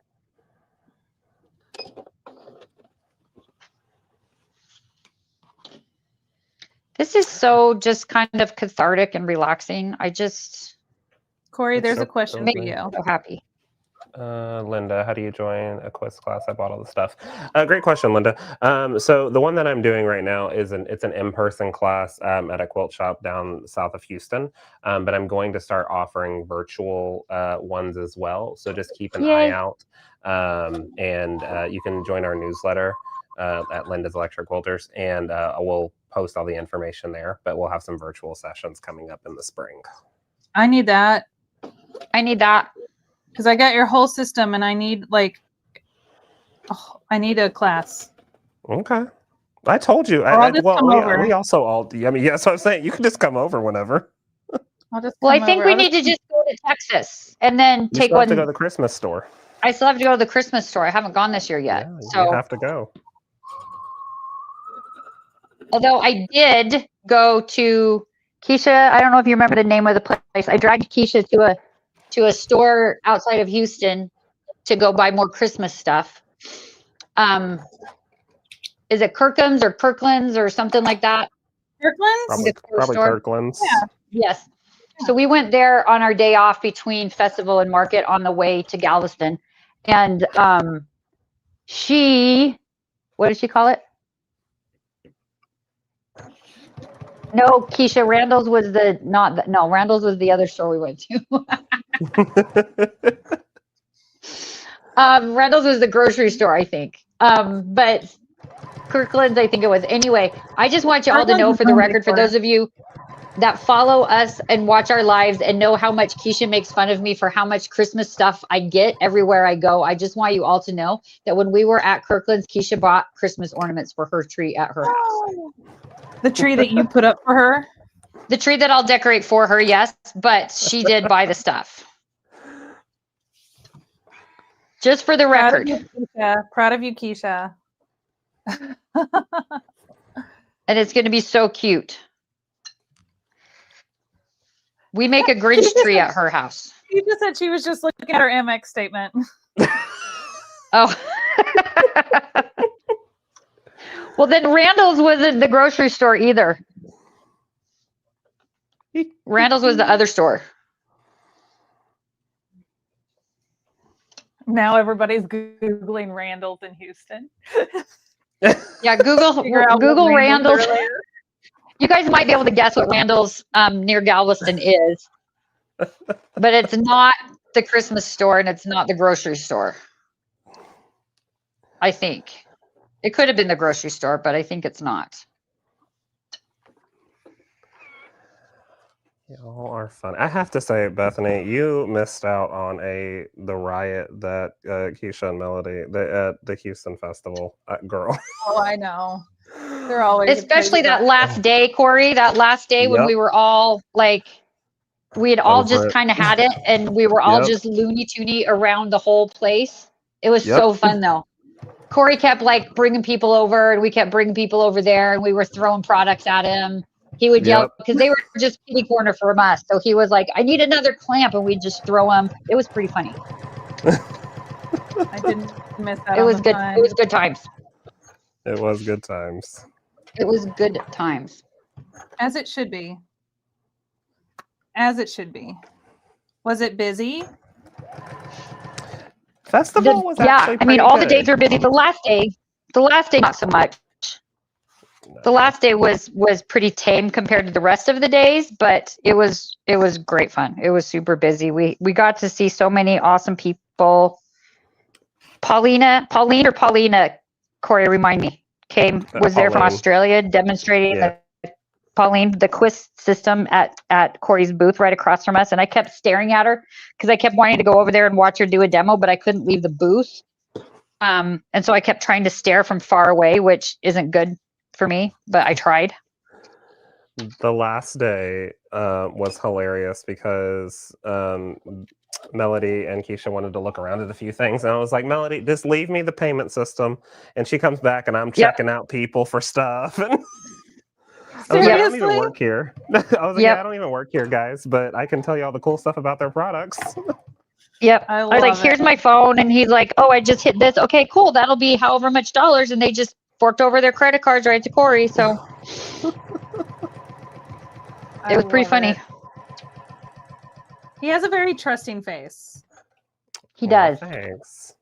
I wouldn't trust it, but he had no. Just kidding. Just kidding. Eric said confirmation. Randall's is a grocery store. Okay, then it was the grocery store. Thank you for double checking that. There was one other store we went to that we won't have to talk about now that we know what Randall's is. We'll find. Now we're curious. We got on the fun part of Houston. Well, we had a day in between the two, And we just wanted to get out of Houston. We just wanted to get out of downtown where the convention center is. We just needed to like have a different scene. So we went out to Galveston Bay and just got a hotel room one night out there so we could look out over the bay, hang out at the pool a little bit. And like we had to stop at the liquor store. Like, what else are you going to do out there at the beach? So gotta get a little. That was the other store. Drinky poo. That's what we did. Okay. Bethany, they look so cute when you add the little pink pieces onto them. Okay, isn't the way that the pink pieces come together really cool? I think it's really interesting, yeah. I thought so too the first time I did it, and I was like, holy cow, that's really cool. Okay, do you have one of the little pink squares that you can demonstrate? Yeah, I'm trying to get my stuff put together. And then we'll piece them together and have these. If not, I can do it. No, I've got, they're just, all my stuff, here they are, I found it. All my stuff is stacked up together in a massive pile. Like whenever I tilt the camera down for everyone to see this, it's going to be a production and a choice. Let's just say that. It's a choice. It's a choice. It's a choice.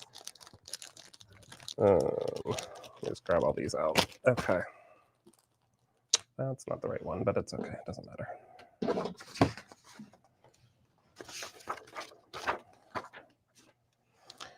All right, Bethany, I think I am, well, I'm ready, I think. Okay, cool. Cool. Okay. So again, guys, this is what it looks like. This is the chaos that ensues when I'm in charge of things. So this is what's going to happen. Here we go.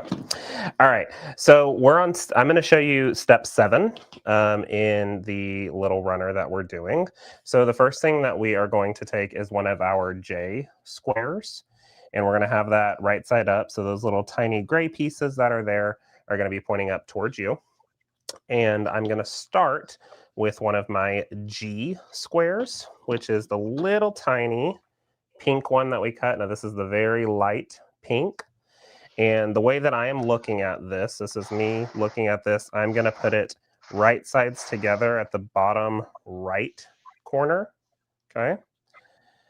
And you can do kind of what Bethany showed you. You can take a ruler and go from point to point of that and draw a line. And that's the line that you're going to stitch across. Or if you have the laser like I have on mine, I'm going to stitch right down that. So give me just a second. I'm going to hop over to my machine and do that. And I don't have another camera up here, so I do apologize. But I'm going to put on my open toe foot so I can see, or just a regular sewing foot works. And I'm going to stitch from point to point on that 45-degree line. Let's see if I can turn the camera to see that. Oh, no, other way. Oh, and you're going to make 4 of these for each block. Correct. So a total of 16 of these. So when I stitch that line, once I have that line stitched, I am going to use my template because I don't trust myself like Bethany does to cut. So I'm going to use my template and just match up the 1/4 inch line marking on my template with that stitching line that I just did. And I'm going to trim off the excess to the right. So I'll have this little piece like this, and I'm going to have that facing downward like it is. And what I mean by that is I'm going to just leave that the same way it was, and I'm going to grab my iron and just flip up that piece of fabric and press that over. And that's the way that your seam is going to be pressed. So it's going to just press out that direction. And we're going to be having this little section so far. Super adorable, just like this, okay? So we've got that one. Now we are going to grab our H square, which is a larger version of that pink blush section. And we're going to set that at, if I'm looking at my square, now this is upside down for y'all, but if I'm looking at my square, the small pink was at the bottom right. Our H square is going to go at the top left. So we're going to match those points up to the top left right here. And then you can either draw a line or you're going to use your laser and follow that. So then I'm going to stitch from point to point on this. Now, what I would do, since, like Bethany said, we're making 16 of these, I would do all of the small pink ones and chain piece those all together and press. So there's like, I already have my stack of all of them right here. That way you don't have to bounce back and forth between your pressing and your ironing and your cutting and your sewing. You can do them all at one time, which is really convenient.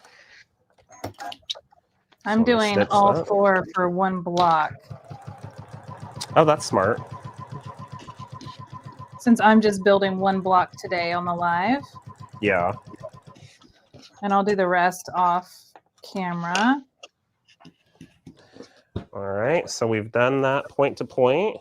I'm going to grab my flip and fold. What I love about this flip and fold, and I've got the 36, and I have the, what's the larger one, guys? I have the larger one at home too.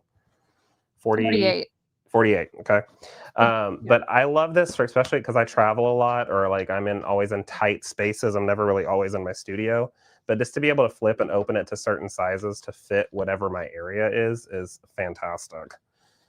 So I've got that. That's the best thing about it. It's so great. It's so good. It's so versatile too. It's just you got to figure out which direction there is to flip it, but there's a QR code that you can scan and it will tell you all about how to flip it and everything like that, so you get the best use of it. So once we have that set, and once you have a handle on it, it's super easy. Oh, I'll have to get a lesson from you. It will only fold in one direction. Well, yeah, but then there's people like me that just start flipping it all over the place. And forcing it, that's not. Don't do that, Corey. I know. I need to channel my inner y'all and do better, but here we are. Okay. So I'm going to line up my 1/4 inch line again, and I'm going to trim off this excess to the right. Now, what I might use these for later on, and I don't know what you guys think. There's a lot of these extra pieces of square triangles that we cut off. I think I'm going to put them together and use these for different blocks and future projects. Yeah, absolutely. Make all sorts of different ones. Yeah, save those bigger triangle cutoffs. Same thing. Sure. Especially if you measure and cut them like with a ruler, and if you go willy-nilly like me, they won't all be the same size, but that's okay. Same thing on this one, guys. Whenever you are ironing, just lay that flat and then you'll flip the pink back with your iron. Give that a good press. And then we're going to work on our next piece. So last part of this one. This is the really cool part. I really like this. Yeah. So last part of this one. This kind of blew my mind because I've never pieced anything together like this before with this part of the block. And I was like, oh, I really like that. It's just a little interesting little flair that it's going to give, which is fun. So the last piece that we're going to do is we're going to grab our piece I, which is going to be the little tiny greens with the cute pink flowers. Okay. And when you're looking at this block, you've got your small pink in the bottom right, and you've got your big pink at the top left. You're going to set this piece right sides together at the top left again. So we're going to line that right up with the top left. On top of the big pink piece, right? Correct. On top of that big pink piece. So it'll look like this. And we are going to stitch from point to point as well. So remember, you can draw a line or you can follow it on your machine. And this is where the fun and the magic starts to happen. Another pro tip, make sure the thread is in your needle if you want to stitch. Say that again? I said pro tip, make sure the thread is in your needle if you want to do some stitching. Oh, that does help. We all have our things. The thread isn't optional, and I've just been air sewing. Cool. I know. Thread is not optional for this project. Everything's fine. We're fine. We're not live. Everything's fine. Everything's fine. That's when it always happens. Every time. All right, there we go. So line this up again and stitch. So because that green square is smaller than that pink square, that's how you get the little stripey. The little stripe of pink. It's like a little peekaboo. Yeah. A little peekaboo stripe. Cute. So we'll put that back on our mat after we've cut that. Line everything up. Again, 1/4 inch cut away from that seam line that you just stitched. So line this up, give myself a cut. And then when I press this open, this is where it is so freaking cute. All right. So same way, flip that open with your press. Get that a good hold. And then the block that we get from this is right here. Look how cute. Fun. It's so adorable. So cute. So Louise said, I was thinking you had to sew that little strip separate. Nope. That's the magic of sewing. Me too, Louise. Me too, Louise. I was scared of that coming up to that. Me too. I'm actually going to show it one more time because it's a little different. So how we made these pieces is similar to how you make these pieces. You have squares on top of squares to make triangles. And so I'm going to do the same. And it's I, right? I is your little green print. And I'm going to need 4 of these to get around this block. So I'm going to need, because I did all 4. Yeah. All right. So here's your block with the 2 pinks. You're going to take your green, just like he did, put it over the big pink. And so corner to corner. And then when you stitch and flip, it's called a stitch and flip. That's how you get that pink strip. So anyways, it's just a really fun like construction for this. I'm going to draw my little line here.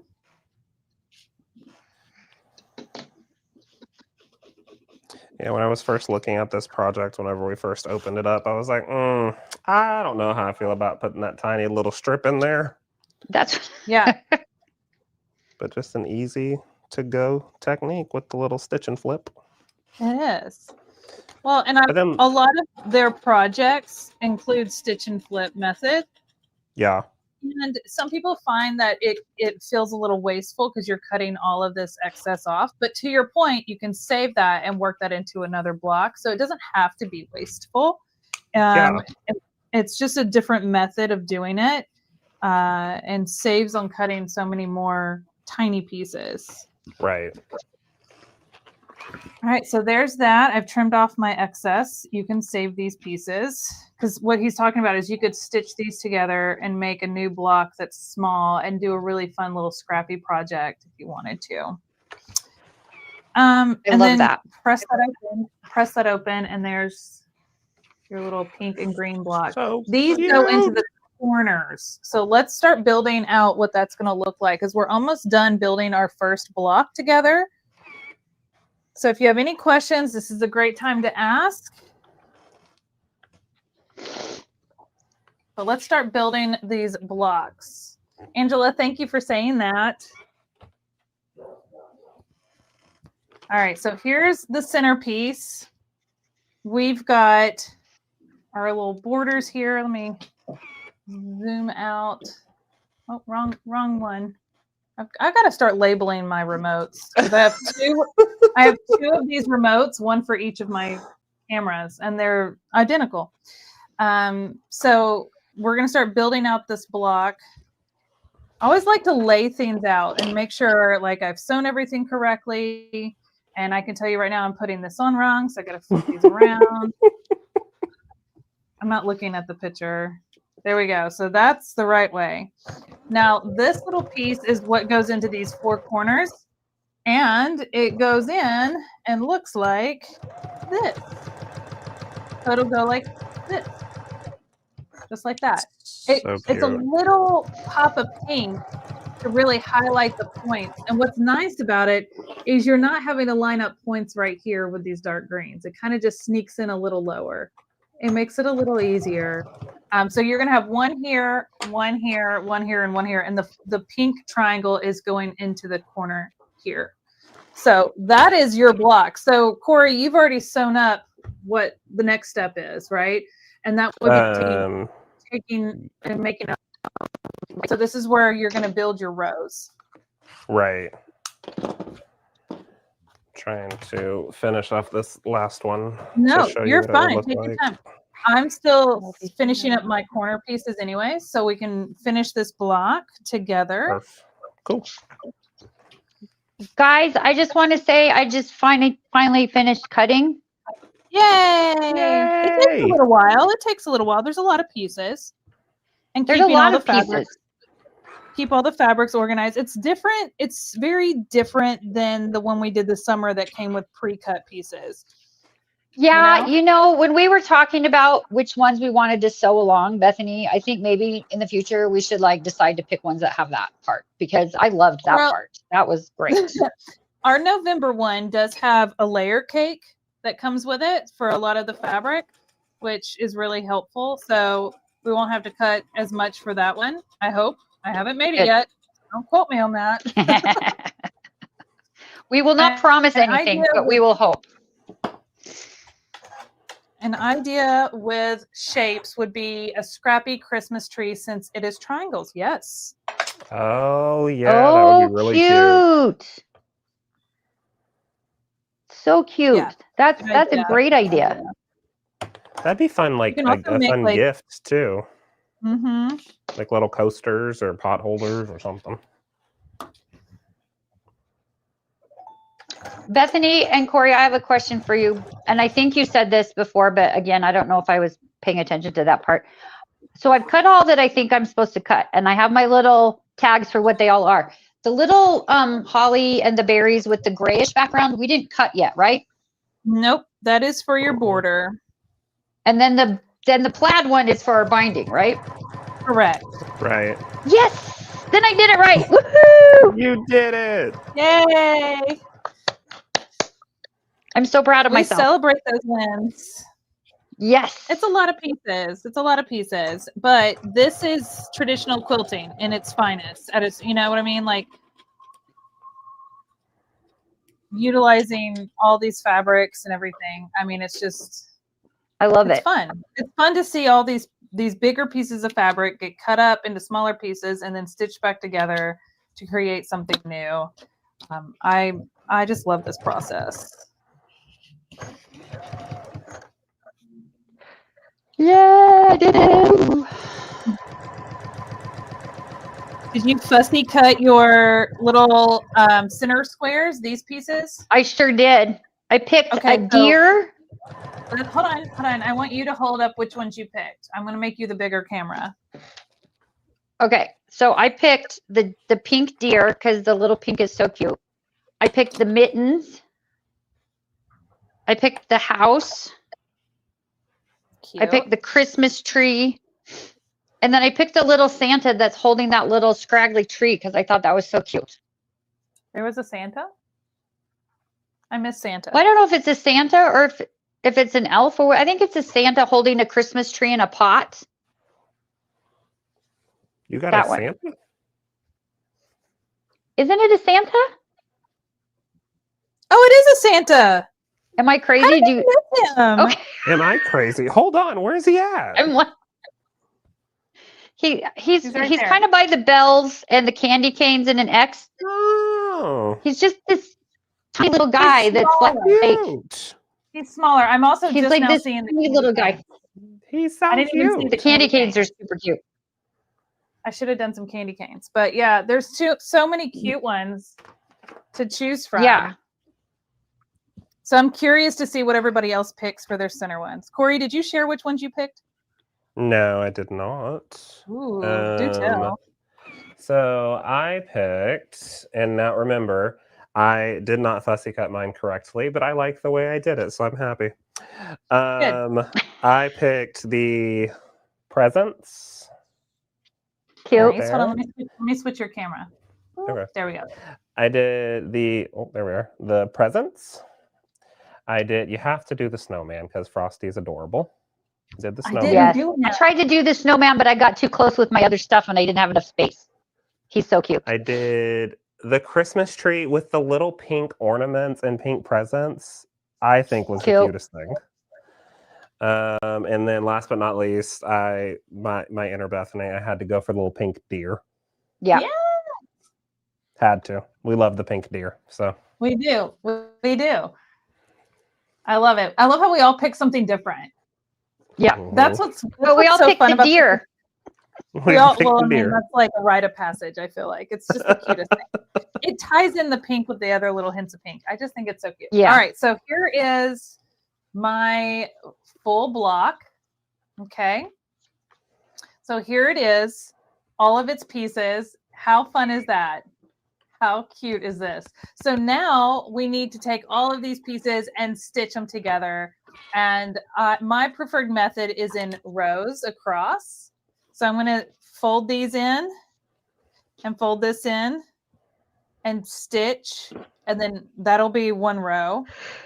I'll do the same here. Fold this in, stitch.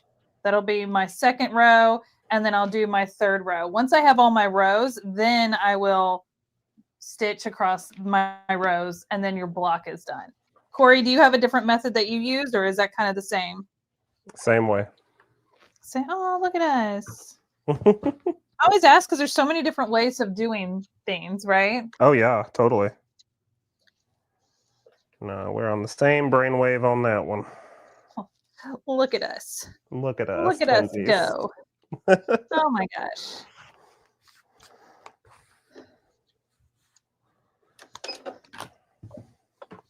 Now, whenever you put your full row together, Bethany, this is another point when the glue comes in, just chef's kiss.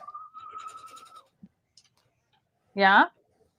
Yeah, because like once you go back to your main screen, I'll show you. Oh, go ahead. Here, Okay. I'll switch it. I'll Okay. switch you. There you go. So when I'm putting, let's see if I can hold, actually, let me put this on the wool so it stays still. But when I'm putting my pieces together, I always had an issue, even when I was pinning or when I was using clips, that I would get a little bit of shifting in those points. And just because my type A OCD comes out when I'm doing this, I have, well, I'll just lose that one, it's fine. But when those points need to match in that specific section right there, if you put a little dab of that glue in that seam line, whenever you match those and you hold it for just a second, whenever you stitch, that point is not moving. So I know for a fact I can just keep going without a problem. Yep. So I'll put a little dab of glue and I'll hold up the block so you can see where I mean, because you don't have to, it doesn't take a whole lot. But this is the, I don't know if you can see that, but right there is that little dab of glue. It looks like it's part of the fabric, but just that little dab right there in that point, and then same one in that point right there. Yeah. Then when I nest up those rows together, lay them together, nest them in, I can put those right there. There we go. And I'm just going to press and hold right there on those points with my thumb and my pointer finger, and just put a little bit of pressure on that for just a second. Again, if you want to heat set it, you can with your iron if you've got that nearby. But then when I've got that done and that's held together, then I can just have all of these sitting off to the side. And then when I want to do a whole stack at the machine, if I want to do that, it's going to keep those points from shifting. So I'm even give it a quick heat set too. So set and set. And I can whip this around everywhere, and you can see the glue is holding in those points exactly where they need to be. And so now when I go over to stitch it, when I open that up after it's ironed, those points are going to be chef's kiss perfect. That's Love awesome. it.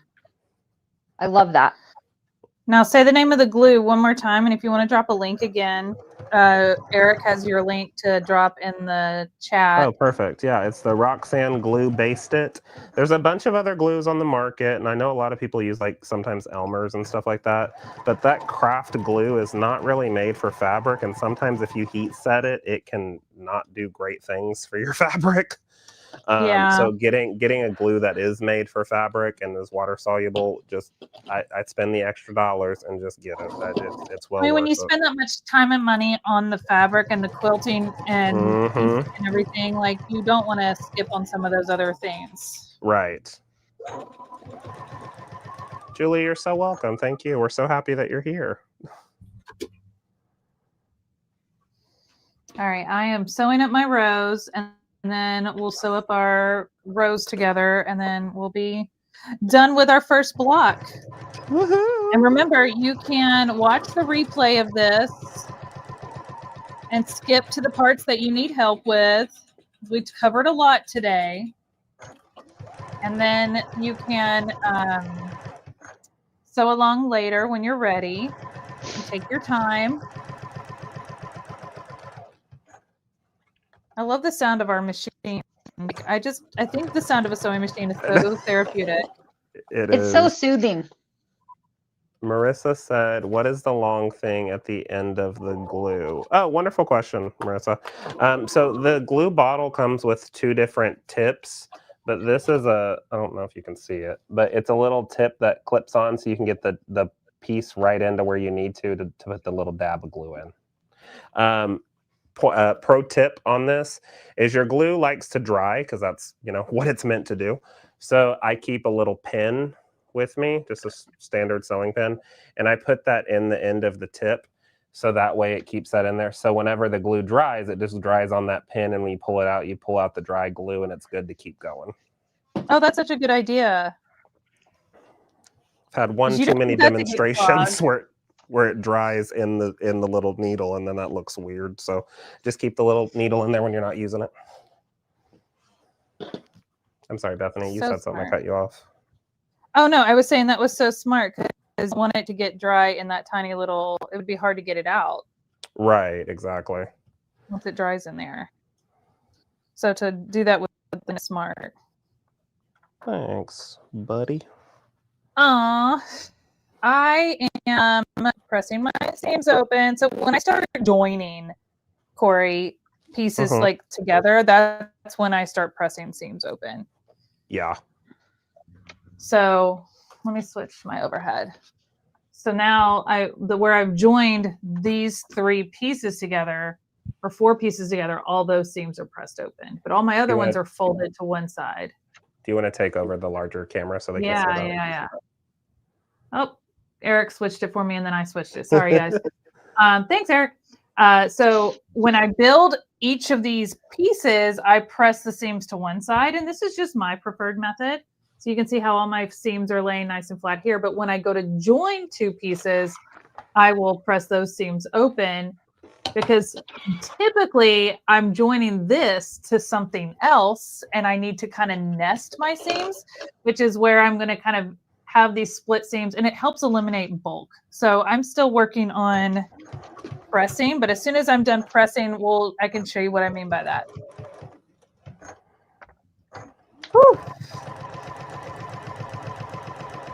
This has been so much fun, you guys. Just to have some time to ourselves to dedicate to sewing. It's so therapeutic. That's the part I love about this the most. Yeah. Because I turned off my emails, my phone's on Do Not Disturb. This is wonderful. Yep. We should do this every day. Agreed. We should do this every day. Let's do it every day. We say that every time. We do say that every time. I wish we could just always sew for work and honestly, not have to do other work. How do we get that job? I don't know. We'll get there. I would just sew and teach every day if I could.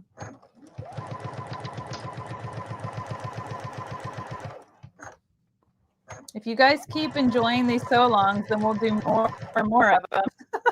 And then that can be my job. We have a sew-along every week. That's all I do is sew-alongs. Imagine how much sewing I would get done. Oh my gosh. Says I know, yes, right? Every day. Every day. Oh my goodness.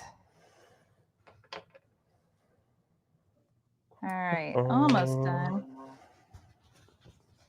I know we've been on here for a while, but it's gone by really fast.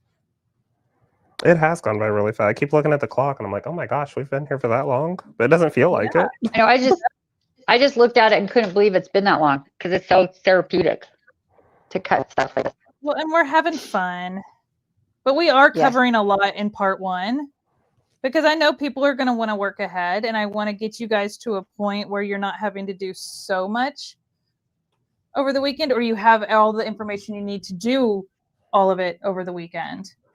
I keep turning these the wrong way. Okay. So it almost looks like it's stitched together already because my rows are done, but now I need to attach each of these rows to the main block, the center part. And so I am going to put it right sides together.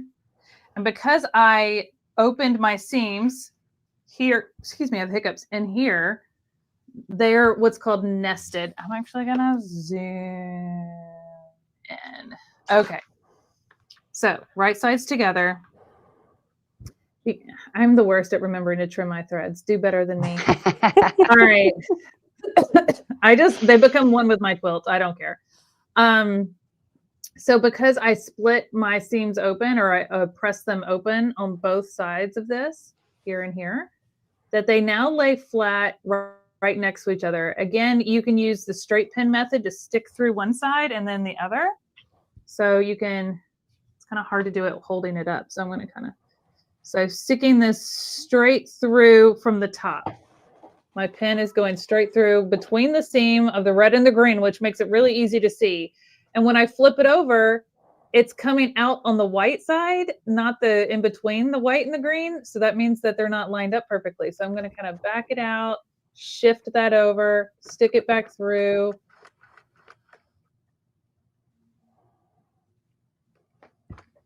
And not stab myself like I just did. Okay. So now it's coming through right between those, the pink and the green, and right between the red and the green. And that is basically telling me, like, yeah, these are lined up. And when I open these up, these points are going to be matched up. Or you could do like Corey does with the glue, which sounds pretty good right now since I just stabbed myself. Glue it in. Yep. I think you don't stab yourself so much with the glue, right? No, you just glue your fingers together. You just glue your fingers together. Which sounds less painful. It is. Less painful than, or you can use the clip method, which is what I'm a big fan of because you can't really hurt yourself with those. So when I do the clip method, it allows me to open it up and see right where I clipped that these line up, which is why I really like the clip method, because with my pen, it doesn't really, I can't check it. So I just clip right into it. And then, yeah, I unclipped it. And then I could tell that it's a perfect match. Did you see what Eric just put in the chat? Team Sticky Fingers or Team Stab? Eric, you're a nut. Can't take him anywhere. I was not ready. He is here for the comedy. He missed his calling. He needs to join us live one of these days. We need to get him on camera.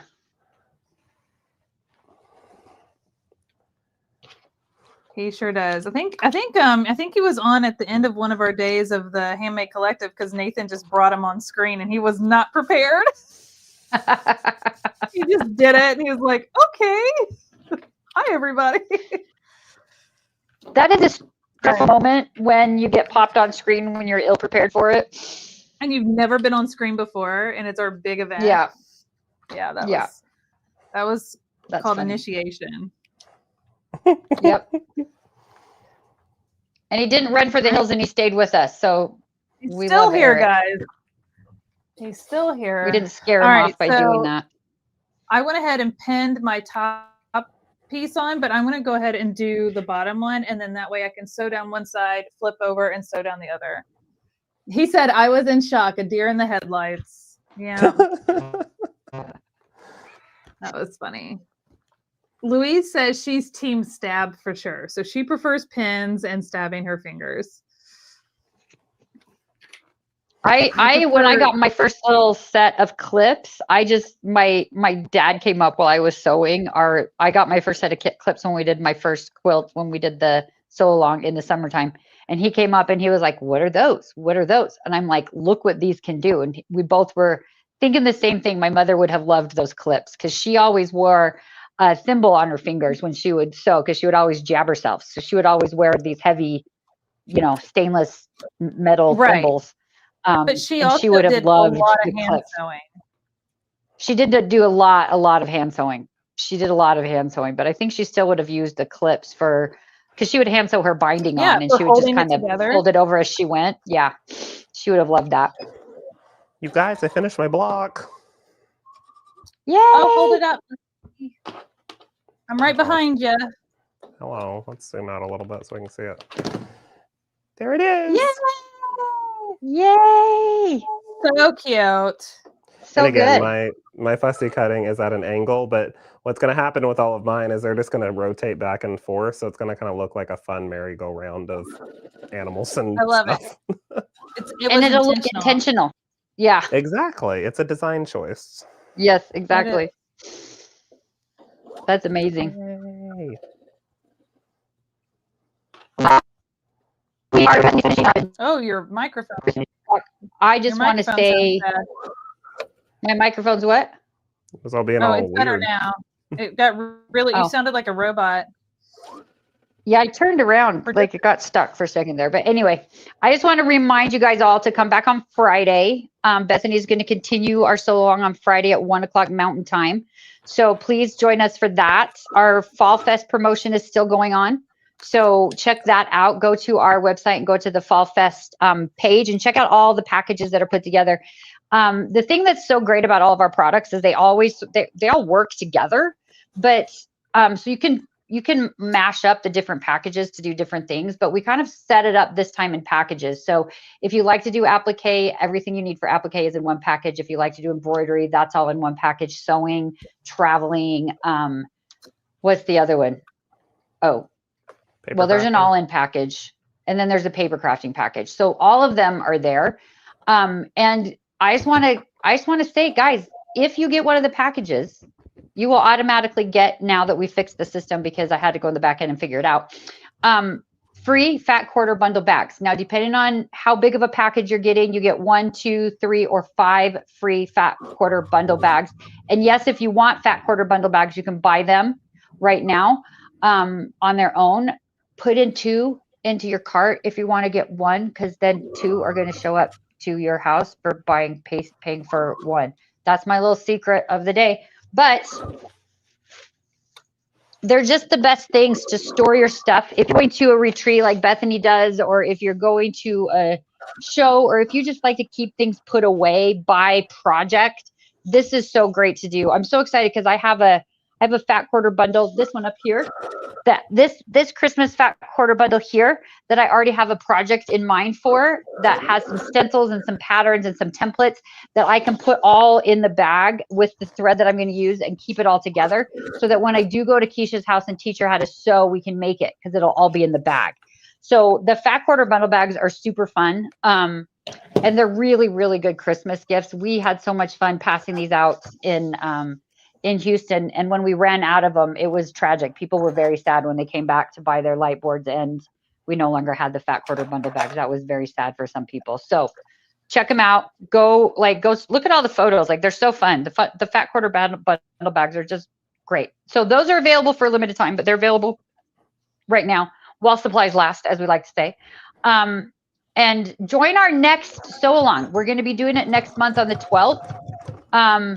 I don't know if you guys can hear it. I think the kid is starting to mow the lawn out the windows over here, so I apologize if you guys can hear that. Our neighbor mows the lawn for us. He's a great kid. But this is the one. It's way up here. I don't know if you guys can see it. I put it up here. This is our next Sewalong. We still have a dozen or so of these left for those that want to join us next month. It's bigger. It's an actual quilt instead of a runner, right, guys? It's an actual quilt. Yeah. A throw size, I think. 54. Yeah. So, and it's Christmassy. It's so Christmassy. I'm so excited. And it's gonna be so fun. And it's got applique. Yes. There's applique as well as piecing, right? As well as regular quilting and applique. Oh yeah. Involved. It's got a lot. So we're actually doing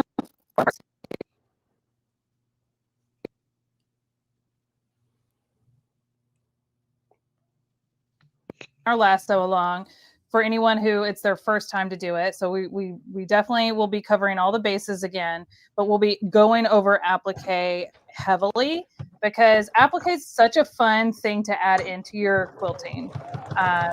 and add new dimensions and elements. So I think you guys are really going to love it. The fabrics are really fun, and I also have some fun ideas of how to even level it up more with like decorating your applique with like adding buttons or decorative stitching, and we've got all sorts of things we're going to talk about. So it's going to be a really fun one. I'm really excited about that. I saw Keisha's what to teach her how to sew. I need to bring all those things. I'm thinking that perhaps it might be easier for Keisha to just bring her sewing machine here.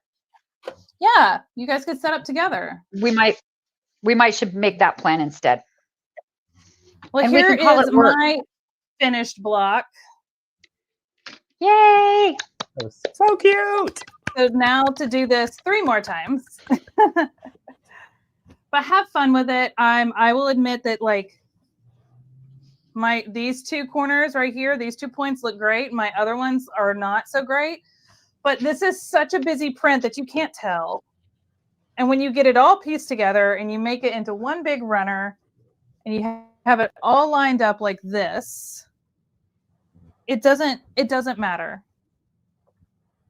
All right. Yeah. It looks so good.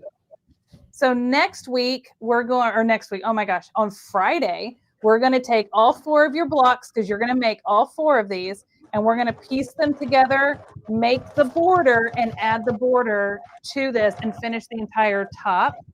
And then the following week on Wednesday, we'll make the quilt sandwich, we'll quilt it and bind it.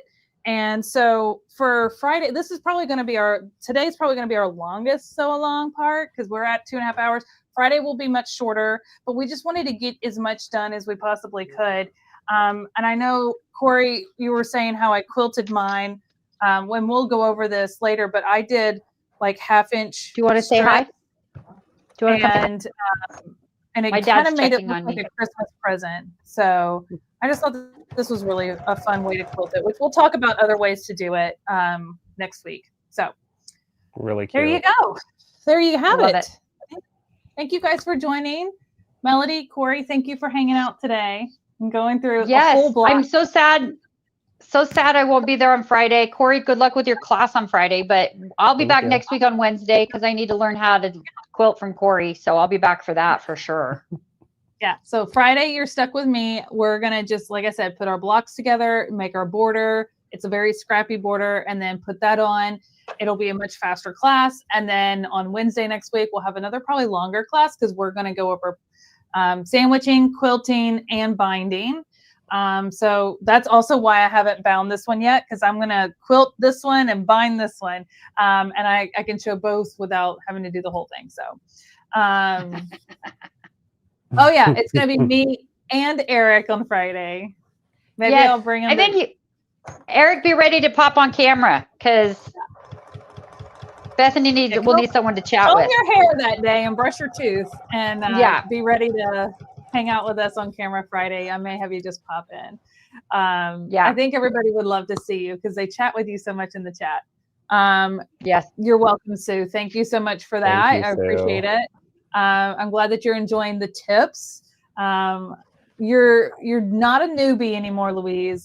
And that's true. Louise finished her one this summer, so she's all the way in now. She's like me. She's diving all the way in head first now. Yep. Yeah, totally. So I'm really proud of you guys.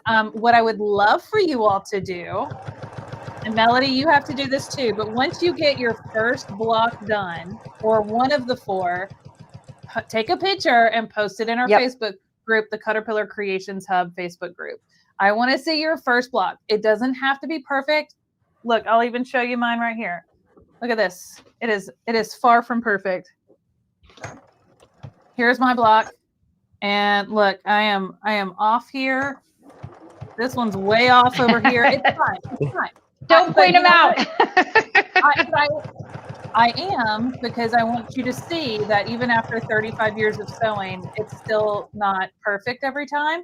And that's okay. Yeah. And we'll trim these up and make them look really nice, and we'll sew them together. So it's okay if you've got a little off out here, like my fabric kind of stretched right here. That's fine. It's gonna happen. But yeah, it's just give yourself some grace. We're going for completion, not perfection. And I would love for you, if you feel comfortable doing it, take a photo of your finished block and post it in our group. And we'd love to, and it's not for critique or anything. It's literally just to cheer you on and to make everybody else jealous who didn't get a kit and isn't getting to do this with us. That's it. And then they're going to want to come hang out with us for the November Sewalong. But truthfully, I would love to see your blocks and congratulate you on that achievement. Whether you're a beginner, intermediate, been sewing a long time, it's just fun to do it with a group. And that's why we do these fun sew-alongs. So please share if you want to. If you haven't joined our Facebook group, please go over there and do that. And Eric and I one of us will approve you to join. But yeah, thank you guys for hanging out with us. We're done for today. It was a lot. Such a fun afternoon. Thank you. Yesterday was such a crazy work day. We had 800,000 meetings yesterday. And so this was such a fun work day afternoon. Yeah. But work day afternoon for this was it brought my anxieties and my chillax and my heart rate down today. This is amazing. Yes. What made me feel better was putting up my Christmas decorations. So. Oh yeah, for sure. I had so much fun with that. I had lots of fun with that too. I'm thinking over here by the light switch so I can get another tree. You absolutely could. I see a window of opportunity. All right, for that. Corey, thank you so much for your time. Corey, it's so good to see you. Thank you. It's good to see you guys. Thank you so much. Thank you for letting you use their house to join us. They're fine. They're back. I think they're on the back patio hanging out. I don't know what they're doing. Go enjoy it. We'll see you guys. I'll be back here Friday at 1 p.m. Mountain Time, 2 p.m. Central, and we're going to finish this up. And then you have all weekend and into next week to get caught up before we come back on Wednesday and finish these up. And y'all, you will have a Christmas project done before Halloween. You're going to be ahead of everybody else, and you're going to want to show it off, and I cannot wait. So there you go. All right. Thanks, guys. Now, Linda says if you make 5 blocks, that will give you the one for the pillow. Correct, Linda. That is absolutely correct. You can save it for a pillow, or if you have a longer table, you can add it in to this table runner. It's up to you, or you can make it a little mini table topper if you want instead of a pillow, or you don't have to do the 5th block if you don't want to, but at least get the ones for your table runner done, which is 4. Okay. All right. See you guys Friday. Have a good night and bye. Thanks, guys.